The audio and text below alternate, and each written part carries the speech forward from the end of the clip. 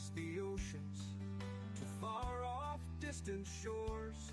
I have seen the face of horror of all-out bloody wars. I have seen the stricken faces, and now I see them in my dreams. And I pray to our God to set my soul free. Here I go once again, down that old lonely road. Here I go once again, I can see. Here I go once again.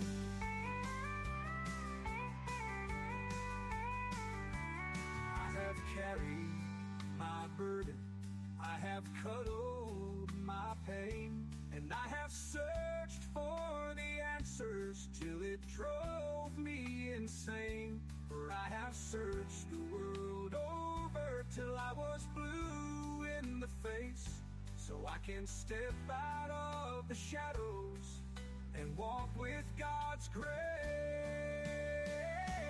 Here I go once again, down that old lonely road.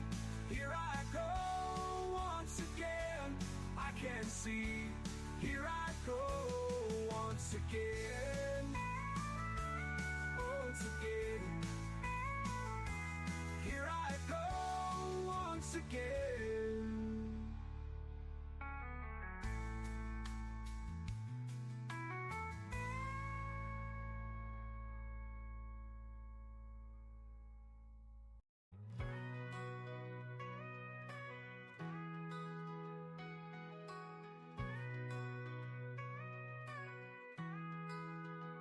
Born in this society, no roof above me head for. I was born on the open road, a beggar's child I am, yes, a beggar's child I am. I have no money, I have no job, no roof above my head for. I was born on the open road, yes, a beggar's child I am. The man from the government, he did say to me, get out and find yourself a job and get out of poverty. I want no money and I want no job, not do.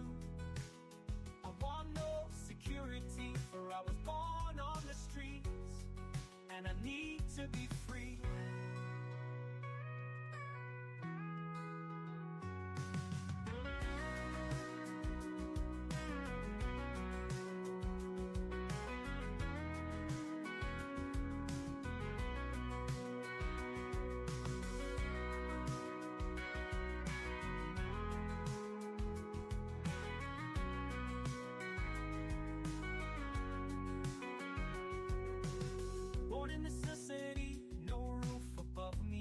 For I was born on the open road, a beggar's child I am, yes, a beggar's child I am. I have no money, I have no job, nor a roof above my head, for I was born on the open road, yes, a beggar's child I am. Oh, the man from the government, he did say to me, get out and find yourself a job and get out of poverty. No money, and I want no job, nor do. I want no security, for I was born on the streets, and I need to be free. The man from the government, he did say to me, get out and find yourself a job and get out of poverty. I want no money, and I want no job, nor do. Security, for I was born on the streets, and I need to be free. Oh, I want no money, and I want no job, nor do. I want no security, for I was born on the streets, and I need to be free. And I need to be free.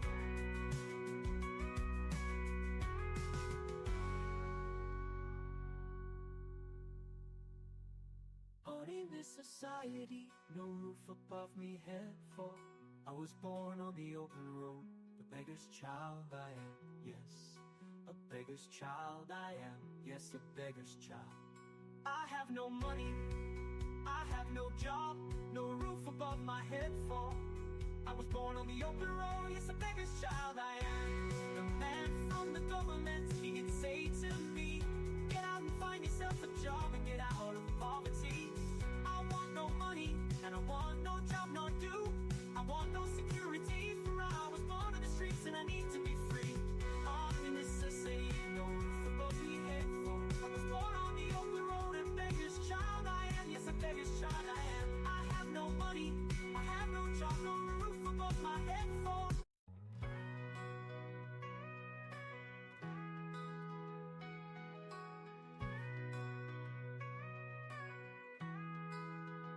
Born in this society, no roof above me head for. I was born on the open road, a beggar's child I am, yes, a beggar's child I am. I have no money.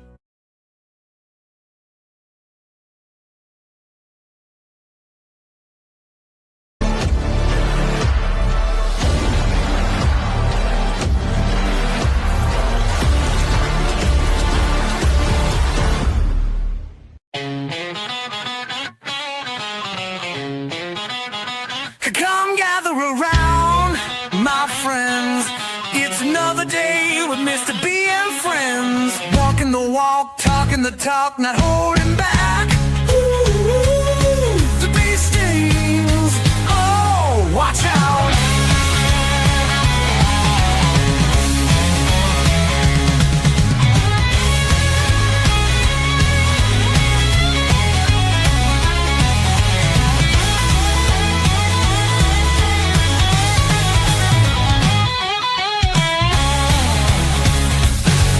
Come gather around, my friends. It's another day with Mr. B and friends. Walking the walk, talking the talk, not holding back.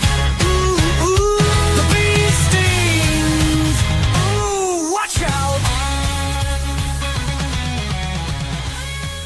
Watch out. Well, watch out. Hey, how you going, everybody? It's Mr. B here from Western Australia. Look, thank you for joining me. Look, I have a wonderful guest on tonight. She's a lovely lady, an experiencer, all the way from Jerusalem, Israel. And I'd like to bring on into the studio right now. Her name is Polly Rottermann. Okay, welcome on board there, Polly. How are you? Mary, I'm so happy to see you. Oh my God, thank That's you good. so Yeah. much for being invited. I'm so Well, you've been my excited. friend for quite some time now, and I see you're in my chat on my Facebook and in my Beehive group and so it's like I thought, well, I've seen you actually on other podcast shows, but I'm thinking to myself, I'm jealous here because I've got to get her on my show. So I thought, now here you are. So here you are. And actually, I just had a friend just come into, just waved earlier on, Heidi Pop. She gave up a little hello. I don't know if you know Heidi at all. She's a lovely lady, Heidi, of beautiful person. course, I Yeah, love her. I love her so yeah. much. Oh, she's a beautiful lady, lovely lady indeed. That's for sure. But Mm, listen, what I She's want to do, amazing. what I like to do tonight, there, Polly. I mean, I know it's off the cuff, but I like to hear about. See the way the internet is these days, and ufology. There's so much what I call BS in ufology these days. You know what I mean? I'll be honest. I mean, it's all about numbers. It's all about subscribers. It's all about getting shows out one at a time. Well, I don't pump out shows one at a time. I pump out shows when I have something to say or need to share something, or talk about something. Because the way I see things, I find that ufology today is a bit of a farce, really. When I mean it's a bit of a shrewd, people got to stop to realise it's actually an industry, and when people sit back and take that step back and they say, hey, what's going on here? Because every time something happens, it's sensationalist. You know what I mean? We first First, we've had Luis Elizondo, then we had David Grush, now we got this new guy. Yeah, I mean, nothing's really changed. It's only a different story, different fact, but nothing's happened really. And these people turn around and say, oh, with the psionics and that. And I heard about psionics many years ago. I actually worked with a fellow whose brother was doing a master's degree at Sydney University, and he was doing science, and he actually had a little ball about the size of a ping pong ball, actually, and he actually took it out of his attaché case, laid it down, and I says, well, it's a ping pong ball. And he says, no, it's actually psionic, it's microcomputers inside it, and I can actually talk to it, and it'll actually do what I tell it to do. And I said, well, where do you put the batteries in? Don't, because the shell itself absorbs light, and the light it absorbs actually provides the energy for it. And I at the time I thought, yeah, this is a lot of BS, until he put it on the table. And when he put it on the table, he says, roll forward, and the thing rolled forward. He says, come, and it came towards him. He says, to go left, then it turned left, then it turned right. On all voice command. Now this is going back. Now this is mind-boggling. When I say mind-boggling, I'm going back about 1980, 1981. Now remember, that's a long time ago. Where has this science? Now where has this science now taken us? I mean, that we don't know of. Right, and I was actually looking at a program the other day, and about people that are paraplegics, and they can't move. They're quads, and they're in wheelchairs. They can't speak. They can't move. And they put these electrodes on the head, and now these people can speak up by thought waves. They can speak up to 60 words a minute, and the computer picks it up, and they can actually talk. It's like That's amazing. Well, now it that is you amazing. mention it, we can talk even about, there is recently all this talk about the telepathy tapes, you know, and these telepathy kind of knowledge or power that autistic people can do. And Well, I that's agree. huge. Yes, it is, and I believe we all have that potential, and I sincerely believe that. I mean, I look at life in a different perspective. Look, as I said to my friend Dave, I mean, he's got a wonderful show. He has Strange Reality. You know Dave Emmons? He has the Strange Yeah, Reality show. Wonderful man, wonderful man. And apparently when we talk about strange realities, we all have our own reality, our own perspective on things. I mean, there are 8 billion people in this world. So in reality, there are 8 billion different realities. Because agree.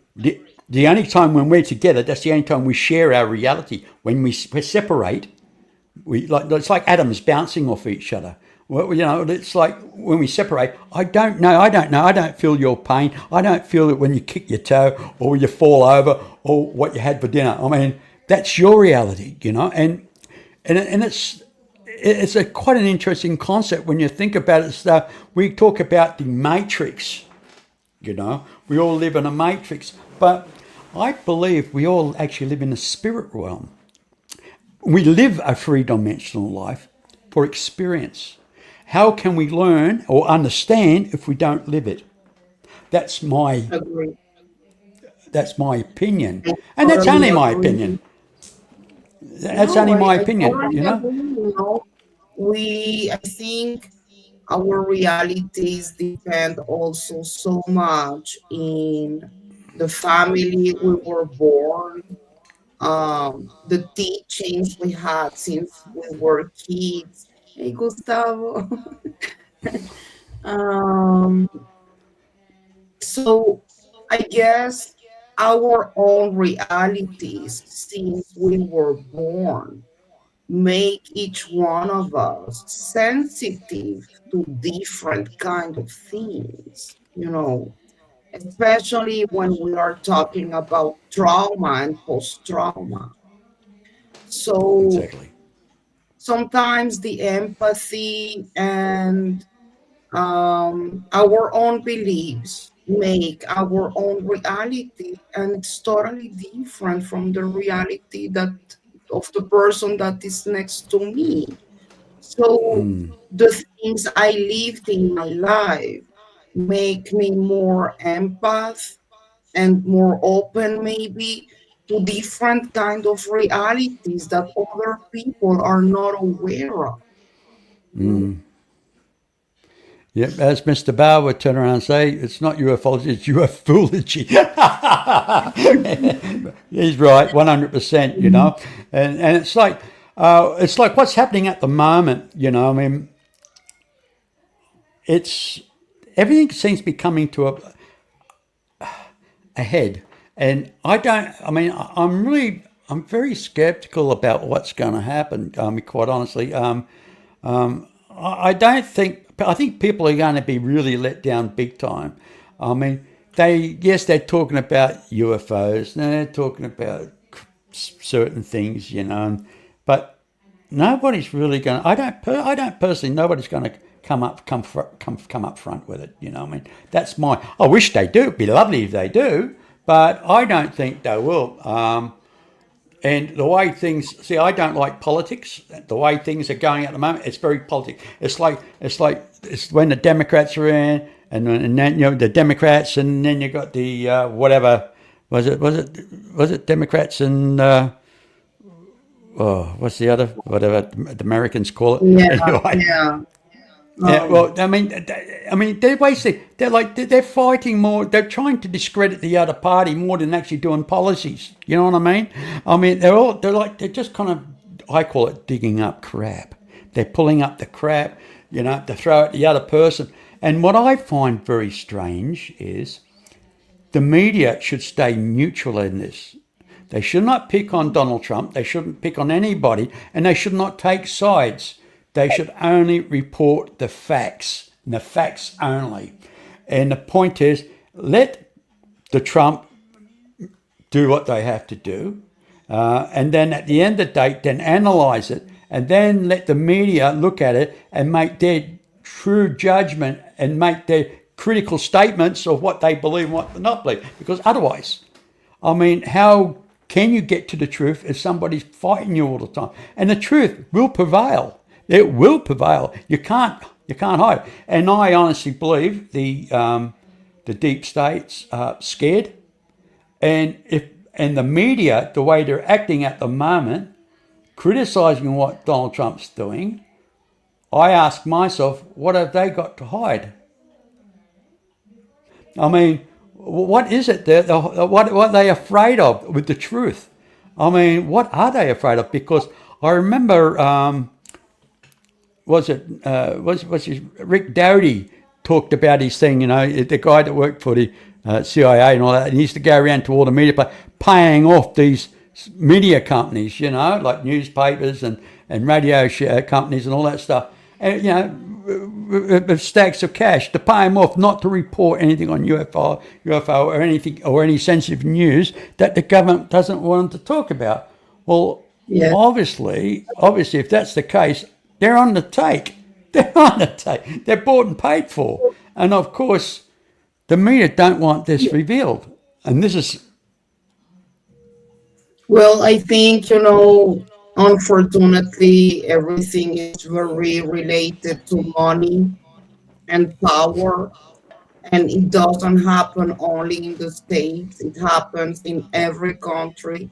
Media is controlled all the time.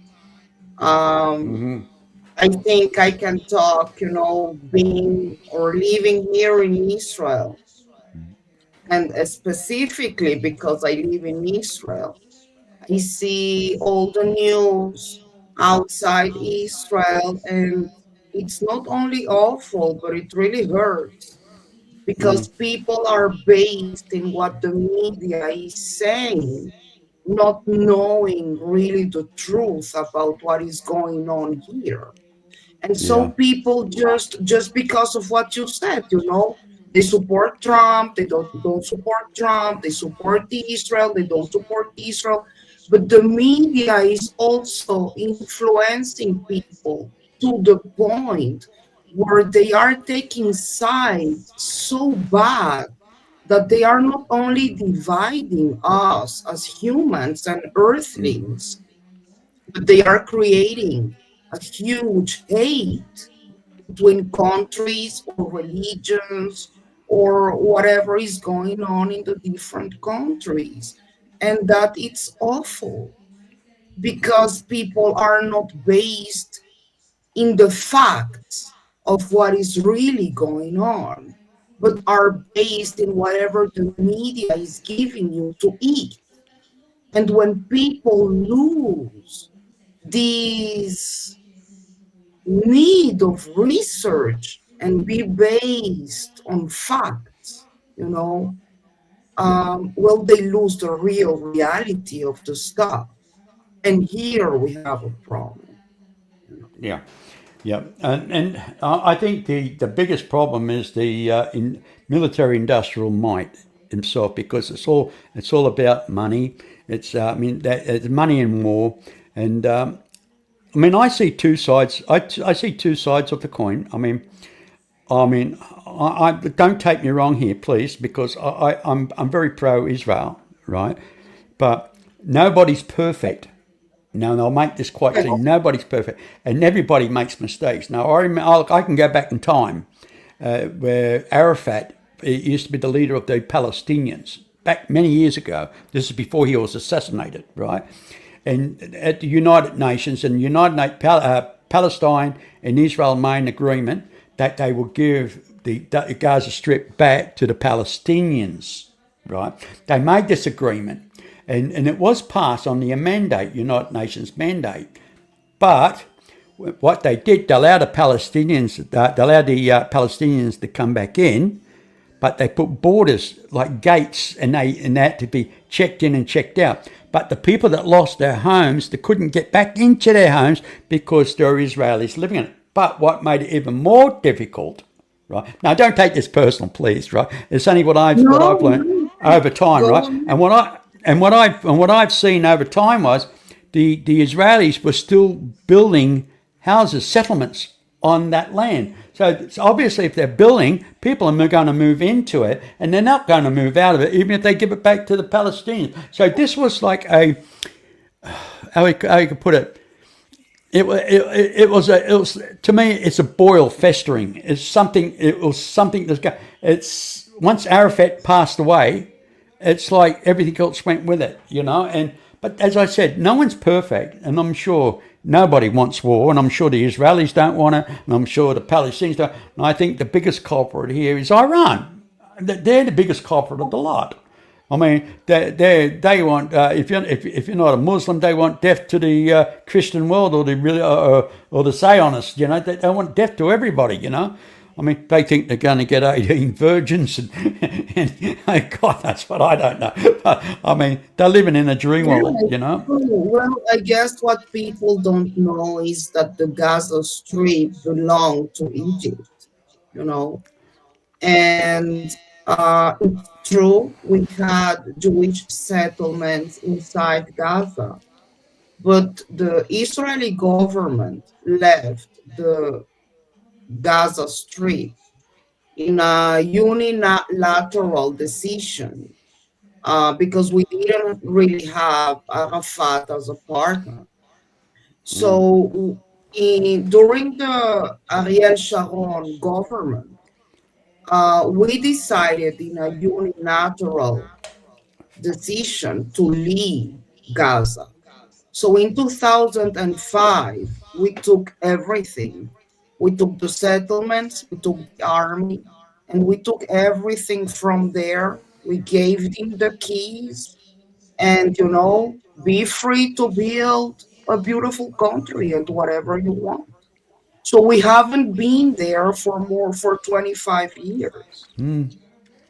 The problem Yeah. is that um, since then, terrorism hasn't stopped. What people don't know is that Palestinian people were used till 15 months ago when they attacked us so badly. Palestinian people could come inside Israel and work here every day. Yeah.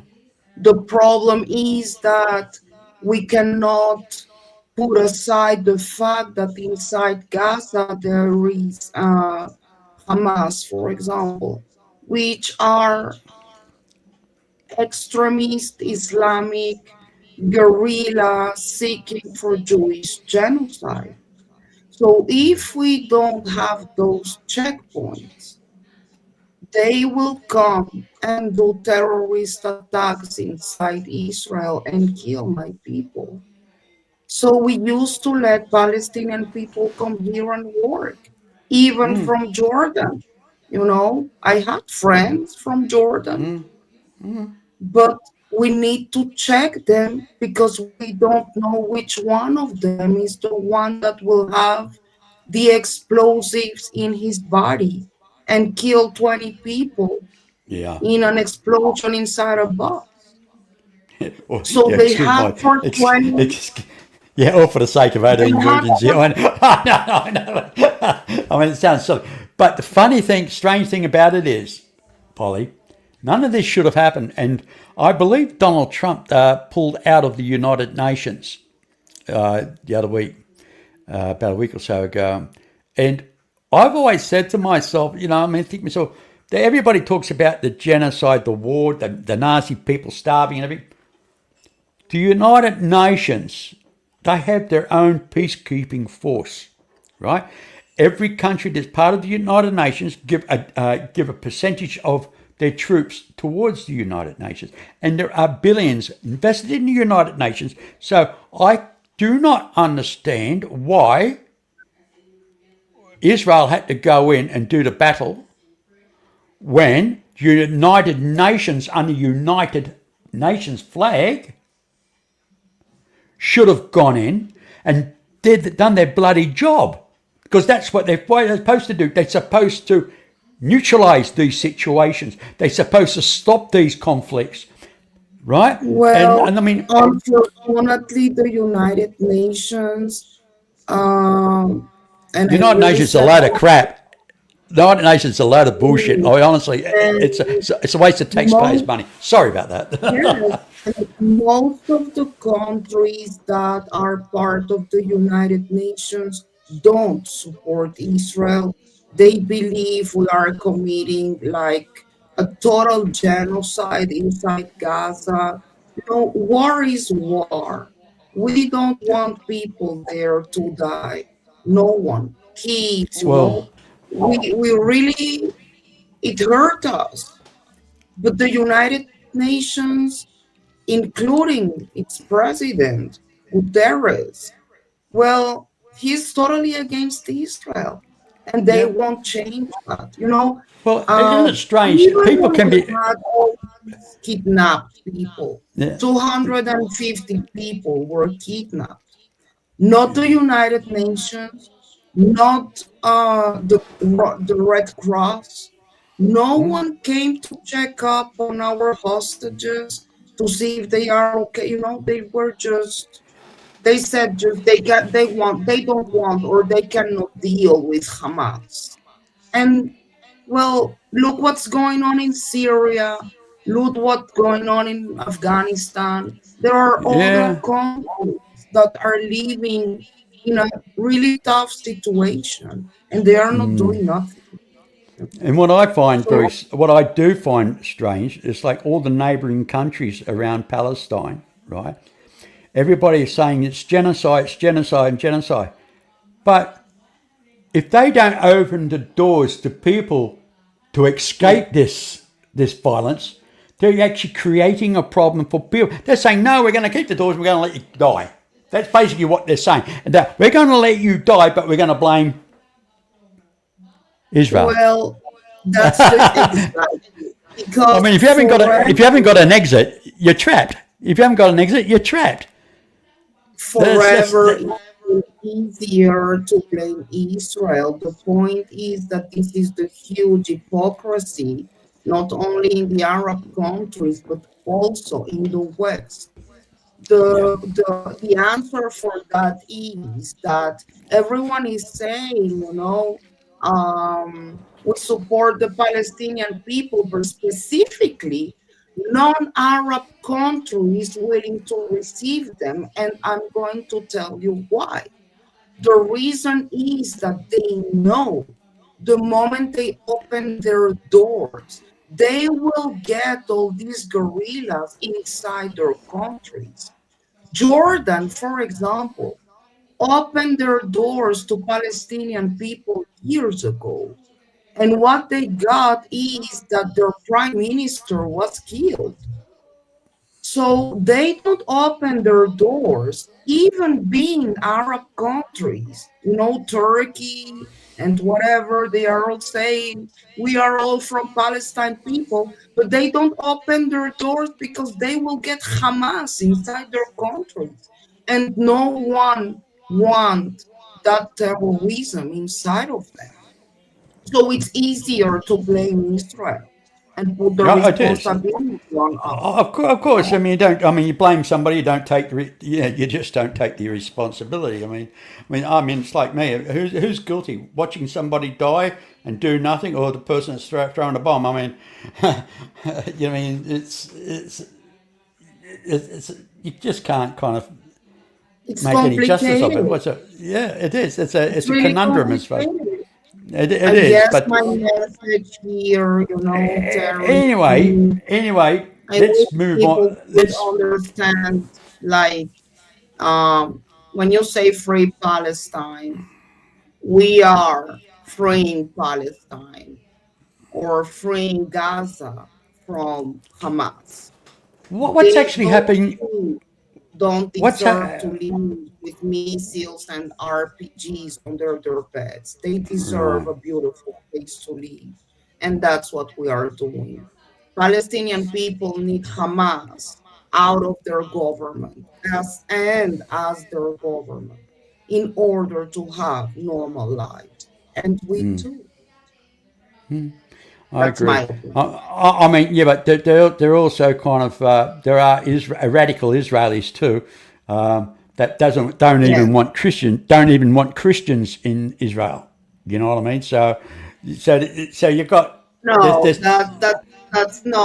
We live all here together, Christian, Muslims. I need to remind you that Muslim people were kidnapped and I put thought on I thought the Orthodox Jews don't like Christianity. no, not at all. Okay.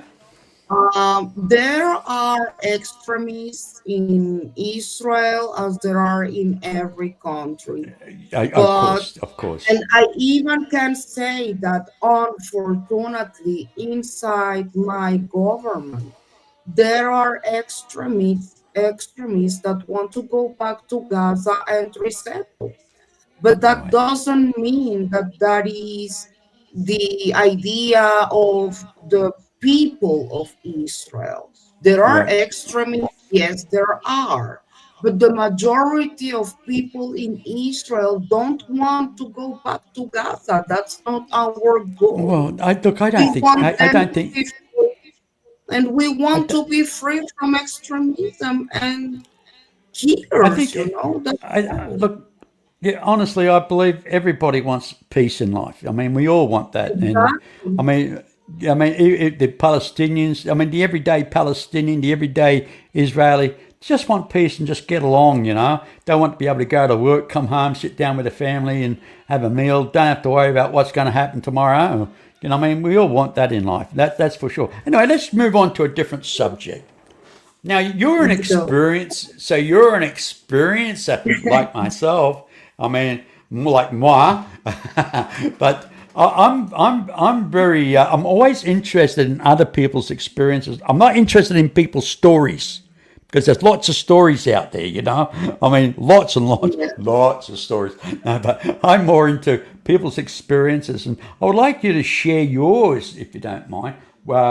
How old were you when you? How old when you first had your first experience, and how did it affect you? And not just not just what you saw, but what you experienced emotionally, and how it would affect your life afterwards. Because I know when I had my experience, I don't want to talk about myself really, but the point is, when I had my first experience, I honestly believe I had a near-death experience, and I carried that with me right up from 1974 right up to about 2002.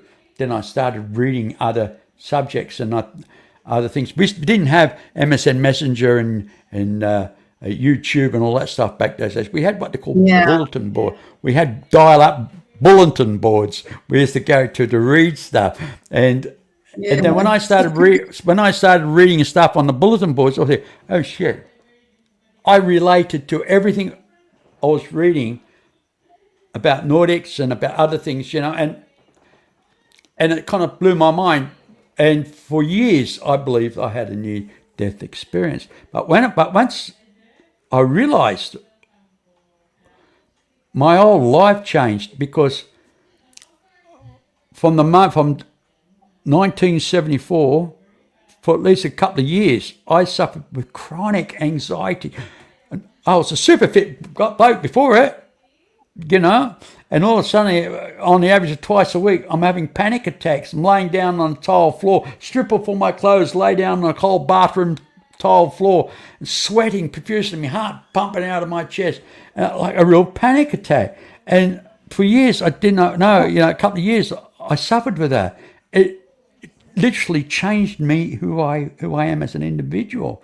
And people say, oh yeah, crazy, you talk about it, and when you come to realization, you find yourself, I feel like a misfit, Yes. I feel like I'm a misfit, yeah. You like to talk about it, but you have to bottle up, because people think you're cuckoo otherwise, and it's a horrible thing. And even my wife now, she's a Catholic, a staunch Catholic.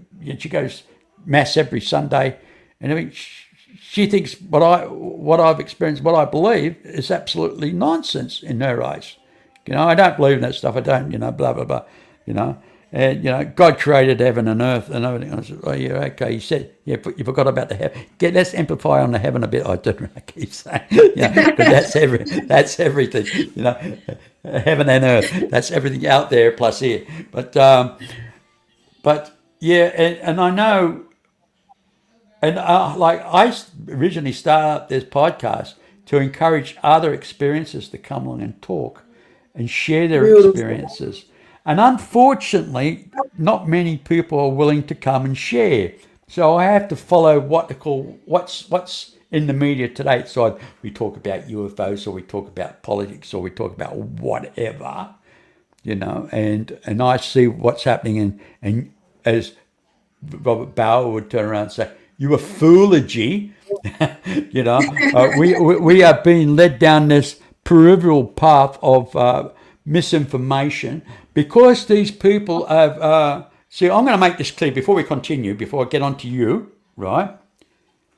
People like Luis Elizondo, I'm sure he's a nice guy, a family man, but people have got to realize this man's worked for the Pentagon, and for the position he had within the Pentagon under ATIP, right?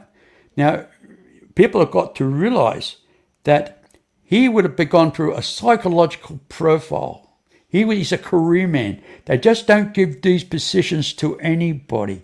These people they give these jobs to are being psychologically profiled. These people know what security is all about.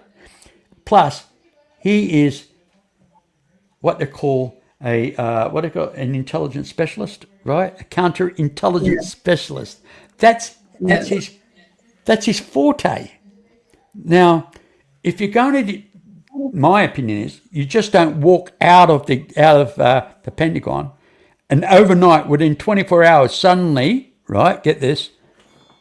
New York Times has taken on your story. All suddenly, these videos are released about the Tic Tac UFO. Everything's all suddenly overnight's produced, and all of a sudden, overnight, this Luis Elizondo is what they call an internet sensation in ufology. He's like the new guru of ufology. He's going to charge the way. He's going to lead us down this, I call it the peripheral path, the path of bullshit to no destination. Because, and to me personally, they want to destroy ufology. And the only way you're going to destroy it is not from the outside banging it with a hammer, is to do it from the inside and let it create so much bullshit going on in there, excuse my vulgarity, but it creates so much crap on the inside that it implodes on itself. It self-destructs. People are going to say, oh, look, I mean, how many times have Congress come about and all these people stand up? It's like every time we're going to Congress, it's all going to be shut. Nothing happens. Now, this happens enough times, people are just going to turn around and say, bullshit, I'm not interested anymore. Yeah. It's not going to Yeah. happen. So people walk away. People walk away. But everybody is they sensationalize. And what people have got to realize, ufology is a multi-million-dollar industry. And believe it or not, it is. Not just in hotels, accommodation for conferences, air flights. I mean, we're talking about, oh, mate, look, I got a friend that went from Australia to America to a conference, and the old trip cost him about $11,000. I mean, that's $11,000 he spent in America. Economy-wise, I mean, it's a business, you know. And then you look at book sales. Going to conferences are not cheap. To go and sit down and to watch somebody talk about some bullshit thing about the intergalactic federation. Sorry, I mean, and if you listen to it, you know, every aspect of sci-fi movies and every aspect of sci-fi shows, from Star Trek through to Stargate SG-1. You know, and when we're talking about werewolves, with Dogman, and we're talking about other things. I mean, everybody, it's like we're watching all these fairy tales going on within ufology, and it's like, oh, it's confusing. I mean, it makes my brain where the truth's coming. I mean, do we know the truth? And I think the government's got to come clean, and instead of going to Congress and saying, look, we're like, okay. Let's ask the President of the United States to ask one question. We take this to Congress. We want to get the facts. Did Roswell exist? One question. Did we have a downcraft at Roswell? We're not going to ask what tech we got out of it or anything else. Was it real or wasn't it real? That one simple question, and nobody can answer one simple, direct question. They can't give you an answer to one simple question, and this is what's pissing me off. And that's all. Why? What's so complicated? Was Roswell real? Was Roswell? Did it really happen? Was there a down UFO? Hey, I don't want to know how many bodies. I just want. First question is, was it real? Did it happen? If they say yes, okay. Now that opens up another door. Was there alien bodies? That'd be the next question. Another 6 months or another year down the track. There's another question. Yes, we can stretch it out over time, but let's get these questions answered. You know, one at a time. Don't have an open book saying, oh, did you ever see that thing on where they go through and say, you start reading and say, oh, confidential. And you start reading, oh, that's confidential. I'm not interested in that crap. I just want one simple question being answered. If I ask you your name, you're going to give me your name. If I tell you what job are you in, you can tell me what job you're in. Can you tell me was there a crashed UFO? I don't want to... It's not for me to say at the moment. I'll holler it. You know what I mean? Who's going to say it? With a presidential order, you can say, tell us the truth. We want the truth. We want it now. It's the voice of the people. We want it now. We don't have to go into the detail. I mean, there are certain things that got to stay classified. I guess what is going on is that, well, you know, sometimes, you know, I studied journalism and social communication. That well, I couldn't work here as a journalist because I studied in Colombia, where I was born, and I needed to make again the title here, so I didn't have the time for that. So I'm using my journalism to investigate all the ET phenomenon just because I had my first experience when I was 7.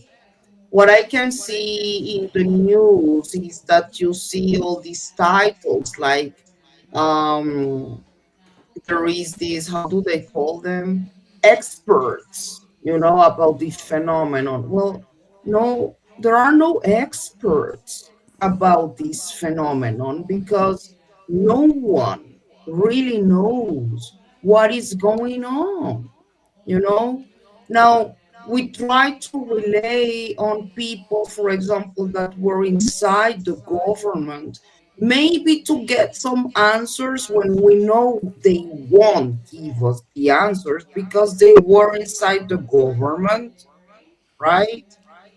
um and it's also become of, as you said, money, and just making podcasts, and well, it just confuses the whole thing.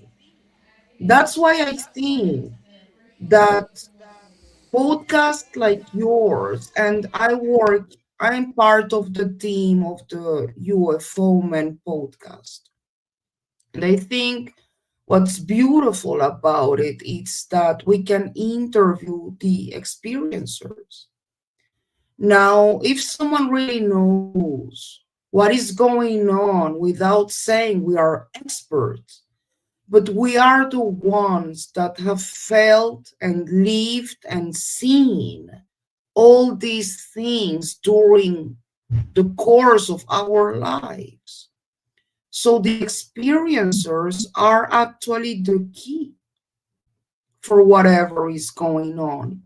And, it's like when I don't know you personally, but I can hear your experience. In my case, for example, I woke up someday with a mark on my leg after having one of my experiences.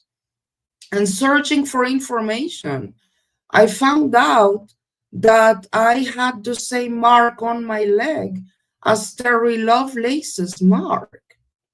Now, I haven't talked in my life with Terry Lovelace. I've heard his story, of course. But why would we have the same mark? Where does this come from? So we can share and compare our stories and understand that we are not crazy, that this is really happening, that Yeah. the government is denying a lot of things that we as experiences and our as experiencers know that are a fact. For example, in the last hearing, they were all asked about hybrids. Do hybrids exist? And they all answered with a no. Now, that's weird because I believe there are hybrids between us. Saying that a no, so clear no, like why? Just Yeah. tell what the hell you know, you I know? mean, I mean, to suddenly say no. I mean, if somebody asked me, "Are there hybrids?" I would say, "I really don't know." I mean, I wouldn't just say no. I say, I really wouldn't know unless I come Exactly. across one. I mean, yeah, I mean, to say adamantly no, that's like, hello, I'm shutting something down because I don't want to talk about it. I mean, that's Exactly. obvious. I mean, but it reminds me. When I had my first experience, I mean, just to share with you, was from the age of 7 till I was the age of 13. I had it about twice a year. And on the last year, I was 13 years of age. I woke up and I was in a sitting up position, and I looked down, and this being that's next to me, no face, just glowing like fluorescent, three long fingers. I remember that because I know it's long because it was holding like a straw in the hand, and he went like this to me, where the mouth would be, and I fell back to sleep. But before I fell back to sleep, I looked down my leg, and there was a gaping wound, and it looked like he took something out of it, or he put something in it. I reckon he took something out of it. To be honest, thinking about having these visitations for so many years, and that was the last one I had. Something was removed from me. That's why. But when I fell asleep, and I woke up afterwards, there was nothing there, not even a scar, nothing. So I dismissed it.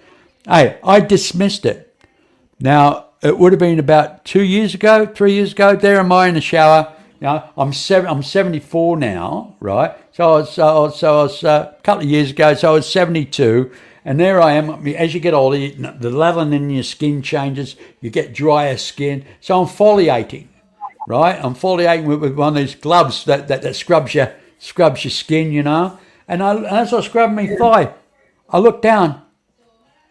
There's this bloody scar, a very faint scar. And I said, Mary, I go out to my wife, she come in here. She said, you're having a shower. And I said, no, I want you to look at something. She said, I don't want to look at that.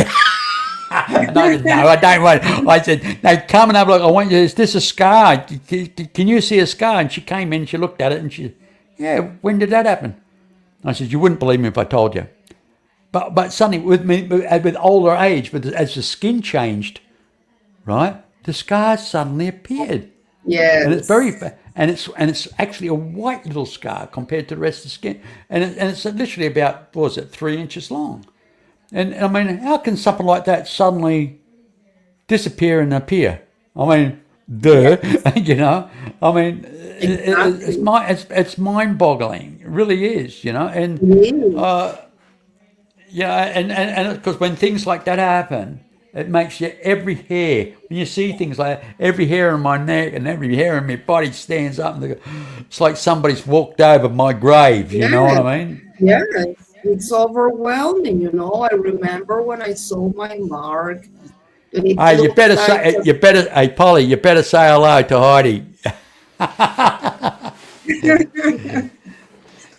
my mark Heidi, looks yeah, she loves you, Heidi. nice. Yeah, she loves everybody, Heidi. Nice.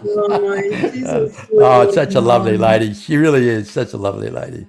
Yeah, but Yeah. yes. So we've all go through. So tell me a bit more about your experience. I mean, I just waffle on about my own. I didn't have no intentions of doing No, that, it's but beautiful. I love it. I love it hearing other people's experiences. It's so important for me. Well, mine started when I was 7 years old too, and I've heard that seven it's a key number, you know. right, Um, okay. Never knew that one, but okay. I'll take that on board though, because yeah, turns because out that seven my good is like usually the first experience. my good friend who passed away not so long ago, John Yost. He was a very good friend of mine, lovely man. He had exactly the same experience as I had. We actually spoke personally, aside offline, on the phone, and he saw exactly the same being I seen, experienced the same things, and yeah, and he was just, again, he was also seven as well, so I believe so. Yeah. Yeah, and we are not the only ones. It was really strange because um, I am the oldest of four girls. I have three sisters. I was born in Bogota, Colombia in 1976. And um, I remember always having this fear when I was going to sleep, feeling like something was touching my body, my legs. But I always thought it was related to this normal kids' fear about, when everything is obscure and you are in the dark. But I was always closing all the closets and the wardrobes. I didn't like the fact that I could see something inside the wardrobe. I remember we had a beautiful house in Colombia with three floors. My father was a pediatrician, and my mother was a nurse. So we had this beautiful library in the third floor. And for some reason, every day after school, even being 7 years, 6, 7 years old, I used to go and pick up one of those medical books. I couldn't understand really the language because, medical terminology, but I really was interested in seeing how our body worked from the inside out, seeing all the pictures about the lungs and the heart, and for me it was just amazing. But there was this time that I picked up a book and I opened it.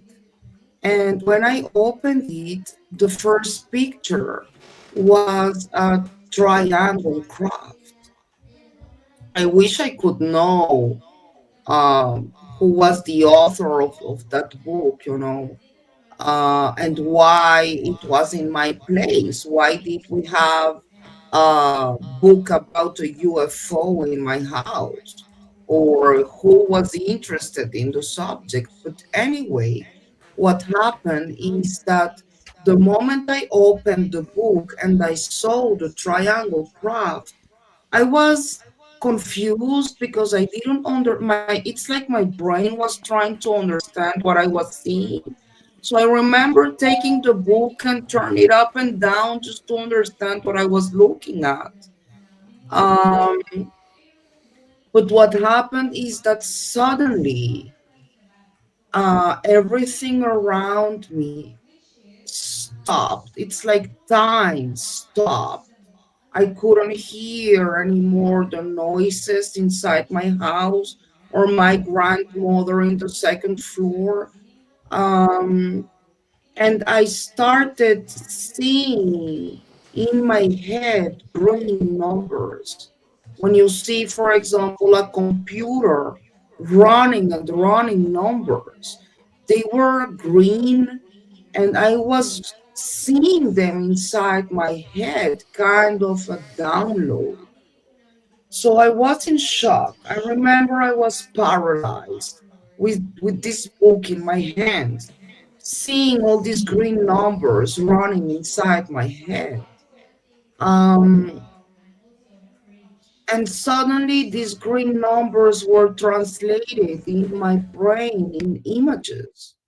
So I could actually see this triangle craft outside planet Earth.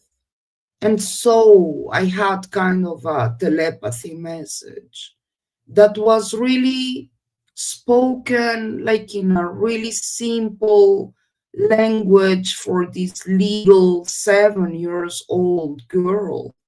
And the message was kind of, um, this is kind of a different plane. But this plane is not made by humans like you. This is another kind of technology. We live here in this universe. Or we are watching on you. We are here with you. But we are another kind of humans. That was kind of the message. Back then, I could not understand what the hell was going on. After these images stopped in my brain, the whole download stopped. It's like time came back again. I could hear again all the birds and my grandmother, and so everything was moving again. And I was having I was trying to breathe, trying to understand what happened. I remember I just sit down and I said, okay, what the hell happened right now? Because I never felt something like that. So I said, okay, maybe this was my imagination. And, I probably will hear my friends at school talking about something like that. Or maybe my parents, or maybe I will go outside and see a plane looking like a triangle. Or maybe my parents will talk about it, but it never happened. And I guess as a child, I decided that this was probably my imagination. And I didn't talk about it with no one ever. Which, when you were talking about my feelings, I felt really lonely. Um, alone with this experience, not understanding what happened. Maybe I was going crazy, you start wondering, even being so young. Maybe, maybe I'm crazy. Yeah, What actually, happened? look, I went through the same thing. Like the things I found. See, there am I. It was a Friday night. I know it was a Friday night because we had what they call CYO. That's a Catholic youth organisation. My mum used to do what they call the tuck shop, where they serve drinks and things for the youth group, right? So we go there. And in my generation, when we used to go to youth groups, we learned how to do ballroom dancing and stuff like that, well, forced to do it. That's all. Yeah. Anyway, it used to go from about 5:30 till 9 o'clock at night, and of course we only lived about 15 minutes walk away from the actual church, the church hall, and of course Mum and I were walking home together. My brothers were following behind us, and my mum took her glasses off and she says, "Oh." I was 7 years old at the time, believe it or not. And she looked up and said, "Am I seeing two moons?" And I looked up like a young kid. "Yeah, Mum, I see two moons." And of course my brothers came out and said, "Hey guys, there's two moons." And they look up, there's nothing there. And Mum said, "Oh, it's just our imagination." But by the time we got home, my father's there at the front. Said, "Where the hell have you been? You should have been home by about 9:15. He says, it's 10 to 10. Where have you been?" Mum says, "Oh, we must have been just carried away with it. We never thought about lost time," right? All of us. Anyway, Yeah. Mum says that. Anyway, Mum turned on we didn't have a TV those days. That was 1957. We had a radiogram, a big thing, a big valve job, had beautiful, rich sound to it. Mum turned on the radiogram and there was this. I remember there was a cowboy. I'm not sure if it was Roy Rogers or something like that, on a radio show or something like that.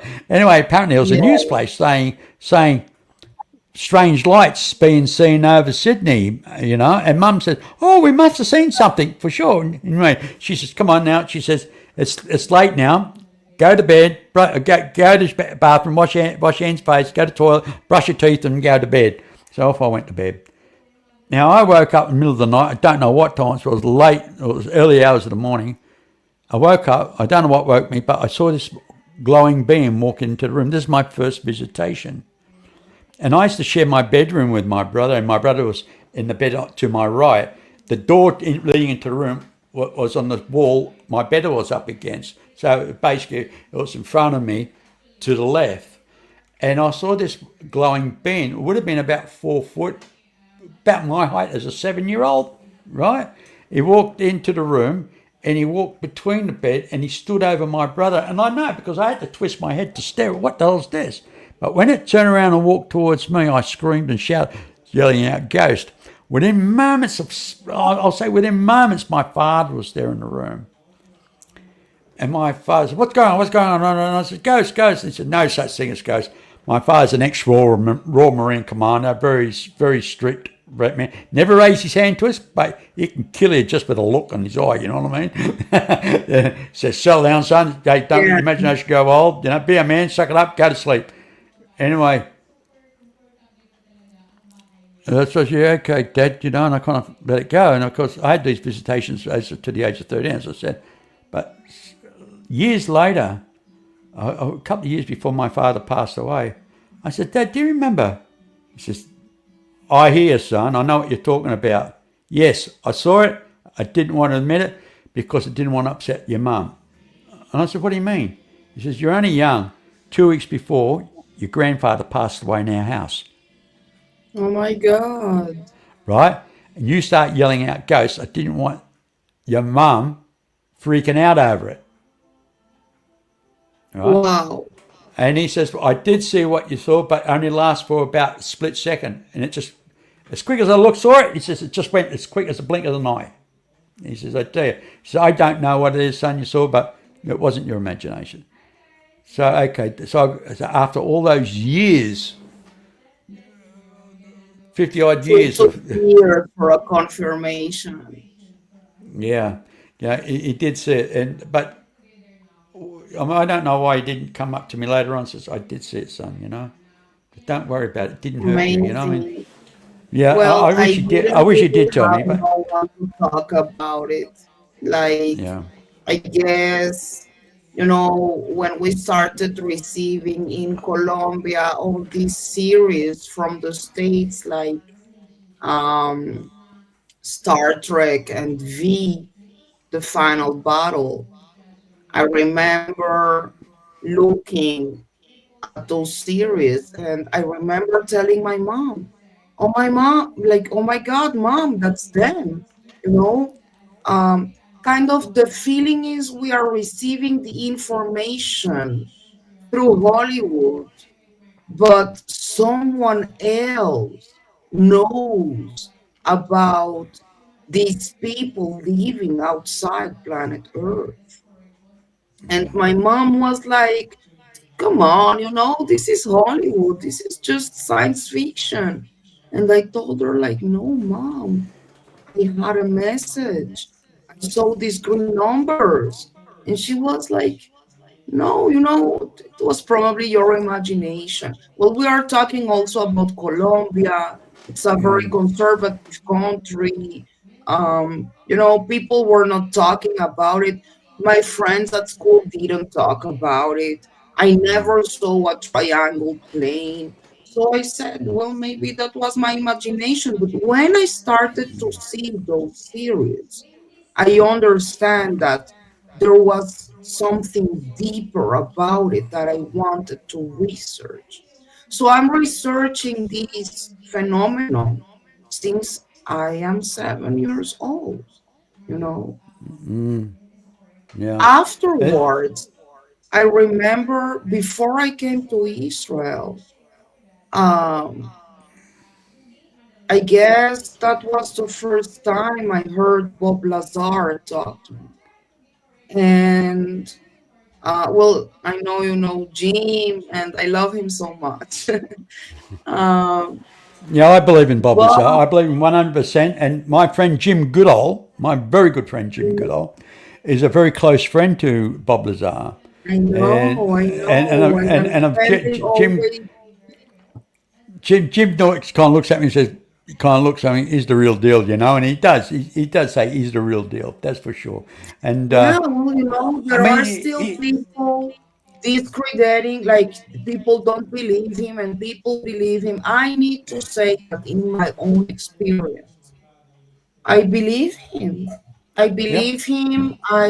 He was a confirmation for me Well, he's not that in it. Look, he's not in it for the money, right? He is a success. I mean, in his career, he's a success within himself. He doesn't need this shit. I'm gonna excuse the expression. He doesn't need all this kind of guru stuff. I mean, he just wants to be left alone, and that's what I believe exactly, that he wants to be left alone. exactly. And at the time, I feel at times he does these things like these documentaries just to get people off his friggin' back. Now let's get it out. Okay, so now leave me alone. And that's what I honestly believe he experienced. And it's the same with Travis Walton too. Yes. Travis And the Walton truth is that doesn't like being in dragged my out talking case, about it all the time. he was a confirmation for me because when I heard him talking, I said, "Oh my God, the governments have this technology, Yeah, reverse technology. They've been here. This guy is talking about it. He's been and he has seen yeah, this crap." And so yeah. for me, it was like a total confirmation. I knew I couldn't talk about it with my parents, they wouldn't understand. My sisters were not there at all. So I've been really alone with my experience for my whole life. But Bob Lazar was totally. a confirmation for me, 100%. When I decided to come to Israel, and as I said, I studied journalism. I guess that was the first time I heard about MUFON, and I understood through MUFON that there are other people, other experiencers that have had experiences with this phenomenon, and that I was not so alone as I thought. And that was beautiful Hey, by the because way, I knew I was let me give a yell out to Science Bob. G'day, Bob. How are you, mate? We'll catch up there. Say hello to Lala for me, will you? Yeah, lovely people indeed.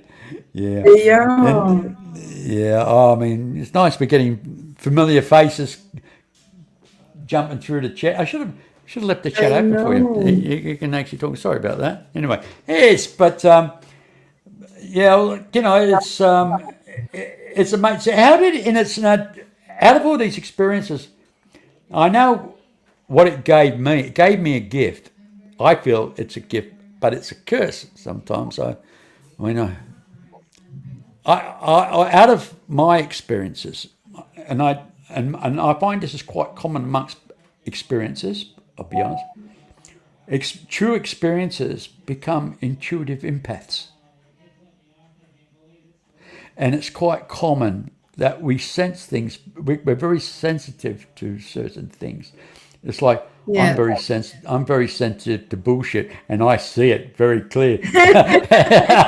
But also on the other hand, I mean, and the only way I can express this, back in 1990, I was this is before I became a computer engineer. I was a married man, 2 kids, da da da. And I was a night security guard, and I came home, finished at 5 o'clock in the morning. I was a mobile security guard going around town, checking doors, gates, certain lights, and everything. And I finished work at 5 o'clock, got home, and I had this heavy feeling something's wrong. What's wrong? And it just hounded me. It pestered me. And I thought, oh, I can't get it. And I said to my wife at the time, I said, I don't know what's wrong. And I felt so heavily, emotionally upset with it. I couldn't say. So I rang around every member. We didn't have cell phones those days. We actually, the old landline, you know. So I rang my brothers. Everything okay with you guys? Yes, fine. Rang my mum and dad. Everything fine? Yeah, fine. No worries. Da da da. Okay. What's bloody wrong? I said to my wife, are you okay? Yeah. Children okay? Yeah. But all that day I had no sleep. I had this constant worry something's terribly wrong. Anyway, about 9 o'clock that evening, 9 to 5 was my shift, mobile shift. I went to work, and I was up in a place called Kwinana, and I got a call over the two-way radio in the vehicle saying, call your brother. So I called into a Video Easy store that was open, and I said, can I use your phone? He said, yeah, go for it. And I rang my brother and says, Mum's in hospital. Oh, okay. And she, what's up? You know, and he says, no, she's fine. She's sitting in bed. She's fine. All good. No way. He says, just let you know, call in and see her in the morning, will you? I said, yeah, okay. So I finished work at 5 o'clock, went home, had a quick shower, went up to the hospital. And I walked in, and there she sat up in bed like nothing's happened, you know, cheerful, blah, blah, blah, grin on her face. Oh, there you are, you know, blah, blah, blah. And I said, hey, what are you doing in here, you know, sort of thing, blah, blah, blah. My mother had emphysema, but it wasn't through smoking. It was caused by tuberculosis when she was a child, right? Oh, Okay. It was the tuberculosis that caused the lung problem. Anyway, then my older brother walked in, Paul, and he sat there and she said, I've seen all my sons now. Barry went home that night early on because he stayed with my mum all night. And they're talking away, and she's laughing and joking away. And after about 15 minutes or so, she says, I'm feeling tired. I think I'll have a rest. You know, and I said, okay. So I she had these 3 pillows, so I came up and lay them that way and one that way sort of thing, put them behind her, and I put my arms on her and sat her up into the pillows, and She's very long. My mother was only 5 foot nothing, and she weighed no weight in her whatsoever. She's, tiny lady. And I, my left, I had my right arm up around her, up around by her neck and shoulder sort of thing, and the left hand in my left hand. And within, I swear this, right? And she said, oh, she said, I feel so comfortable.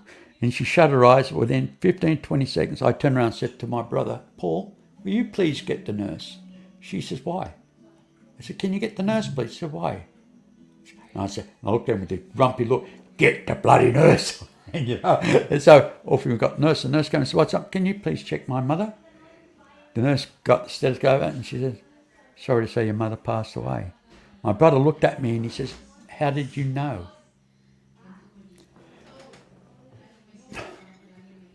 I felt her.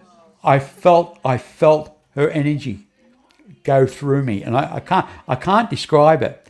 Now, the crazy thing about this is, for 3.5 months, wherever I went, if I was on the toilet, I could smell my mum's perfume. If I was in the shower, I could smell my mum's perfume. I was hopping in the car, I could smell my mum's perfume. I was in the shopping centre, I could smell my mum's perfume.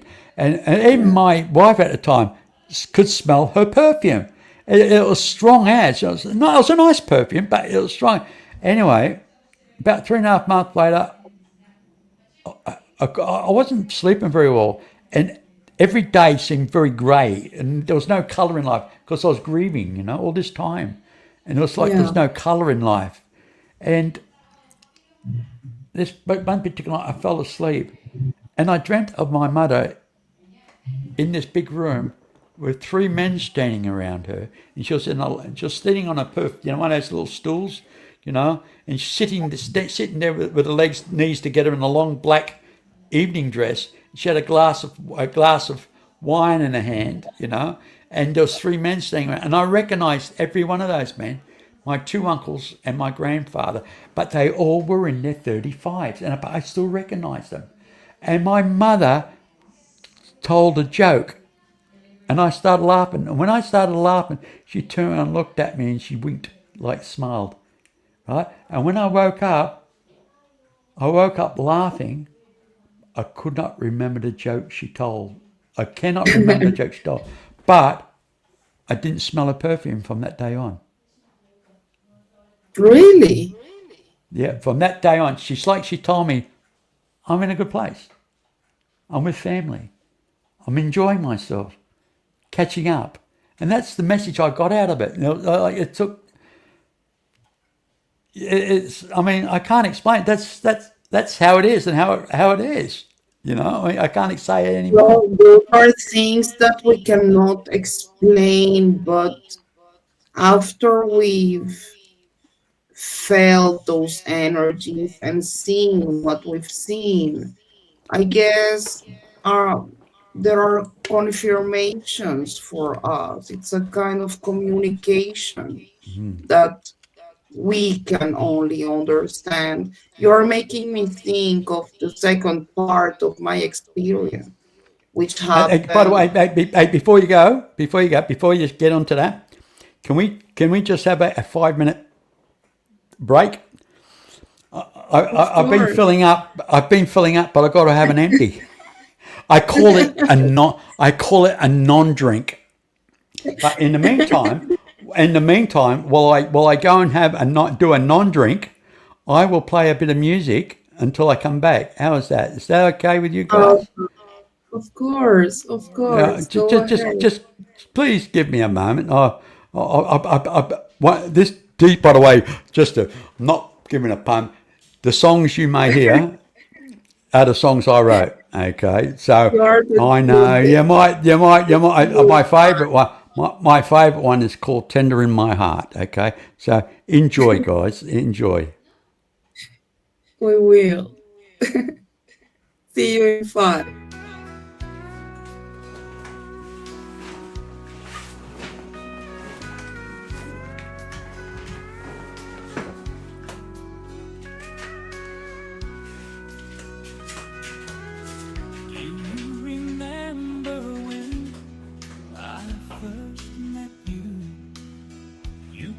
Smile and walk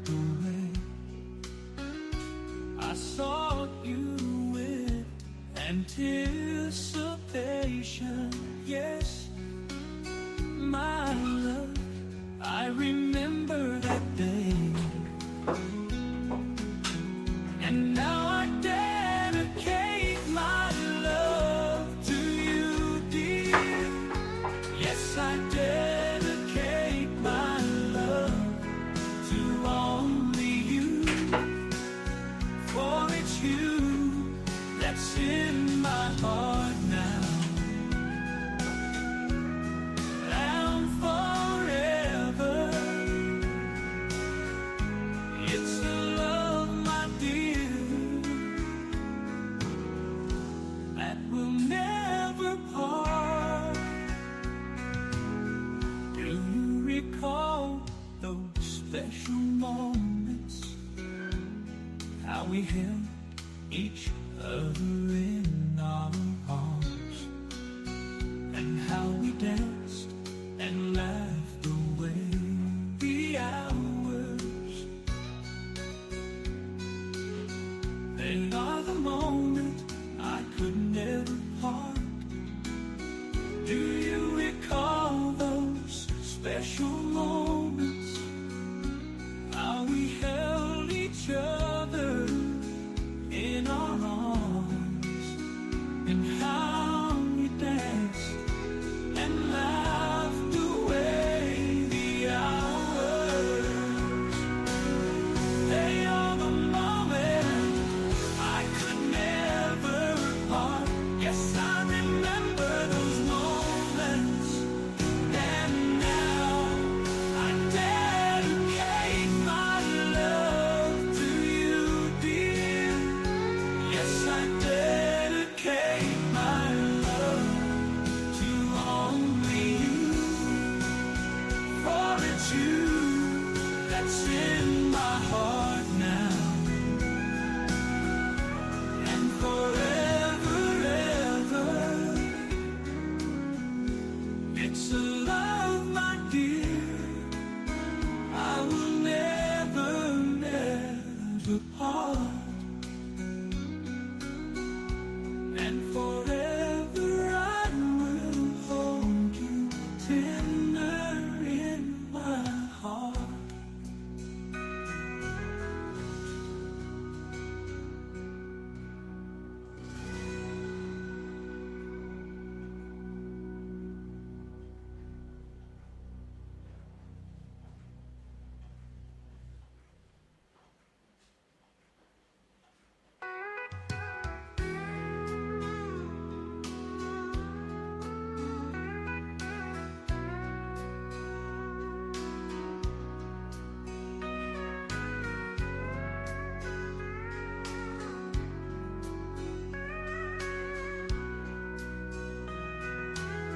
Do you remember when I first met you?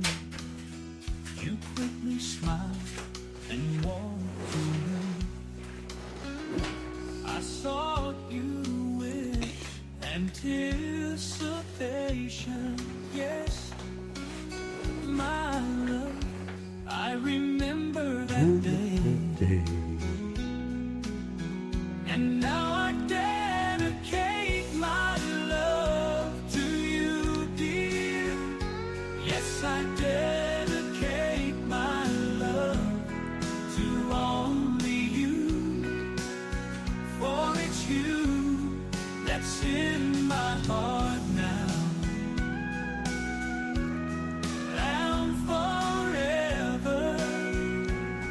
Just let you know, guys, this is all Mr. B's originals. That will never part. And this one's called Morning Sun. Try that one. I see the love within your eyes. I see the warmth within your smile. It radiates like the new morning. Love it. Sun. Hey. My songs, I can't. Look, I mean, I'm very vain, you know. Love it. Love it. Oh, I love it. I can hear this forever. By the way, guys, I can play all this on the guitar, believe it or not, but these songs, they're my lyrics, I picked the style of song, but basically it's helped the end product is done with AI, artificial intelligence. Right, I've got to be honest about it. But I picked the style, the tempo, and the lyrics are all mine. So yeah, I hope you guys enjoy it. Anyway, We yeah, have well, Scott Rosen in the chat. He's a really good friend. what was that? I Sorry, beat him all the time. I love him so much. who's this? Scott Rosen, an Yeah, well, amazing guy. If Scott wants to join us, tell him, hey, Scott, if you want to join us, come on in. Because if you look further up within the chat, you'll see a link. You can come and join in if you want. He's amazing. He's just Well, amazing. okay, I'll put another link in if you want. I mean, I don't know the guy. If you say he's amazing, it's good enough for me. What I'll do another invite. I'll do another invite, copy, and I'll put it into the chat. Copy that and click in the chat. You are the And, sweetest. well, why not? If he wants to come and say hello, give this old man a hard time. Okay, there it is. So it's in the chat. So there you are, Scott. Click on the link, mate. Click on the link if you can see it. Half man, half amazing. You're amazing. I love you guys. It's all Really. about You're a it. blessing in my life. I love you so much. It's all about having fun, isn't it? Eh? It's all It about has to Scott. be. Yeah. Well, look, when you believe in something, I mean, I'm not. Look, I can tell you now, I'm not in it for the money. There's no way you're going to make $1 out of this. Actually, it cost me more out of my own pocket. I mean, to actually run StreamYard, it costs a fortune. Small, not like really, about $400-500. But and then you got your system, your microphone, and everything else. But don't set yourself up. I mean, there's no gain. I mean, I'm not in it for the money. I'm in it for the cause. It's what I believe. And Exactly. I appreciate any support. I mean, I'm not talking financial support. I'm talking about followers, people are willing to listen to what we have to say. And look, I can go off the beaten track. I mean, like, hey, mate, I talk about everything, nothing. I mean, Well, look, when this you're is 70, about consciousness, yeah, yeah. The more we talk about our experiences, we are expanding consciousness, even for the non-believers. I Hey, guess our points of Scott reckons he's a shy man. Is that true? Is that true? Is he a he's shy the man? one. Come on, Scott. Hey, mate. Hey, listen, mate. I'm not Superman either, mate. It's all fun. He's so funny, and he's got so much knowledge. it's about having a chat with friends. I mean, that's what it's called, Mr. B and Friends. We get here, we have a chat, talk about. Hey, your opinion could be different to mine, and I don't take offence. You know what I mean? I don't take a gate either, but I don't take offence. I mean, Well, we we all should. supposed Well, as we all long we supposed to respect each other, we are allowed exactly. to have different opinions and beliefs, but just respect each other as a human being. Well, my views change every day. If facts present itself, I will change my mind and change my opinion. I mean, it's called learning. It's about growing, and that's what That's it's how we about. grow. Exactly. Exactly. If Exactly. you've got a closed mind, no, I believe in this. No, no, no, no, no, no. And I said, hey, okay, well, if, I mean, I've had people. I've taken a lot of criticism over my days, and I've got a thick skin. Don't worry. I mean, the amount of people that turn around and says, "How can you post this? How can you post that?" And I said, "Well, I'm not telling you what to believe. I post stuff, even if if I think I have 5,000 people on my Facebook page. I'd say it's max, and then I've got a Beehive group, and it's constantly growing the Beehive, and people say, don't you realise this is crap? And I says, yeah, I realise some things are crap, but it's not for me to tell you what to believe. You're an adult. Make up your own friggin' mind, you know. I'm not going to tell you what's Exactly. real and what. I'm not going to tell you what's real and not, because at the end of the day, we've got to. I say we still have a certain amount of entertainment value, right? But you got to look through the. You got to look through the bullshit. How can you identify the BS if you don't confront it and deal with it?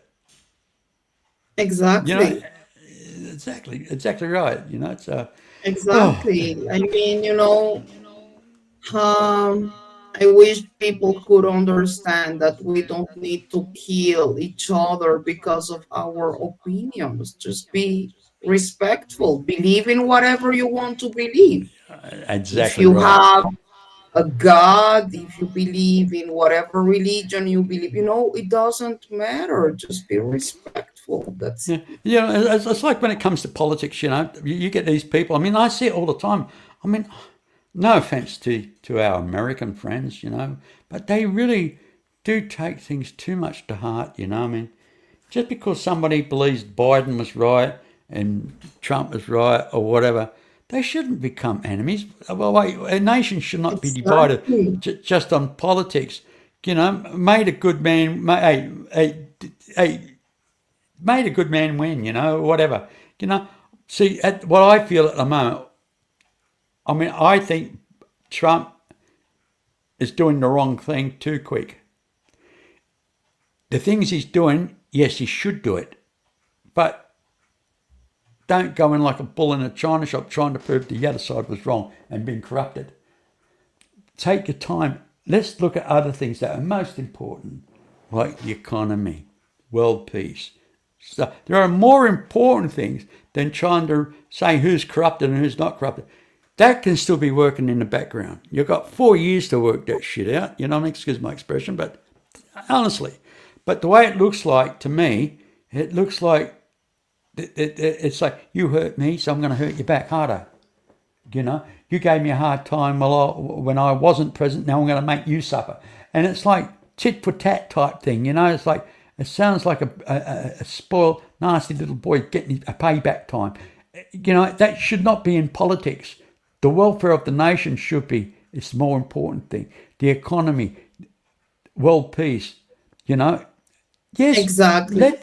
let these other things go, but and the media stay out of it until the And facts are what presented. people don't realize is that by taking these extremist position about even politics, we are only dividing ourselves. You know, I guess, after my experience with the extraterrestrial phenomenon, I guess my message all the time is that we need to understand that it doesn't matter what you believe in. We are all earthlings. And if we don't realize that we should hold hands instead of dividing ourselves by media and power and money and whatever, the world won't change. And we Exactly. want to create a beautiful future for our next generations. But if we continue dividing ourselves because of our own beliefs, we are just seeking for human destruction. And that's Yeah. really sad, you know? I think one of the most saddest things, Polly, this world has. I mean, I look at industry within itself, right? I mean, I have seen, like in Europe, with the European common market, right? And that's not just with the common market. I think every country goes through this.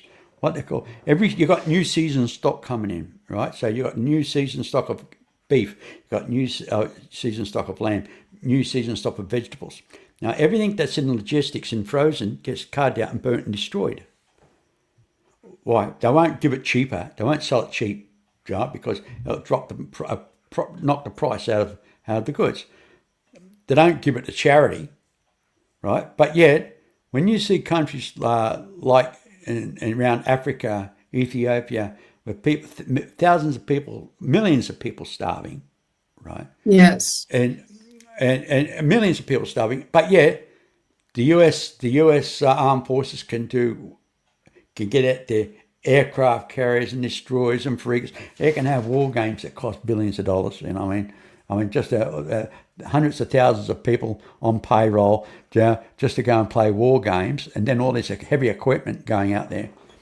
I can't, and supply ships and everything. I can't see why the navies of the world. I mean, I'm not just saying America. I'm talking about China. I'm talking about Great Britain, Australia, and everybody. When you got excess food, why, rather than bury it in the freaking ground or pouring milk down the drain or wine down the drain, well, the wine can be turned into what they call biofuel, right? They can turn that into a fuel for vehicles, but any food that's actually been ploughed in the ground or burnt can be shipped off to places like Ethiopia and these third world countries that are starving.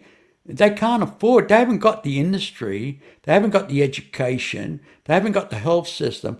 And we live in such a decadent society, and we call ourselves civilized. Civilized. Exactly. And you know, and we say poor, and at the end of the day, we all sit around and say, "Oh, poor me! I pay too much tax. Oh shit, this and that. The price of food's gone. Well, at least we can afford to buy food, and we can afford to buy toilet paper to wipe our backsides with. These people can't even afford that. You know. Yes. I actually did a show about a year ago, and it was a documentary I had, and what I actually showed on the actual documentary, I might actually bring it up.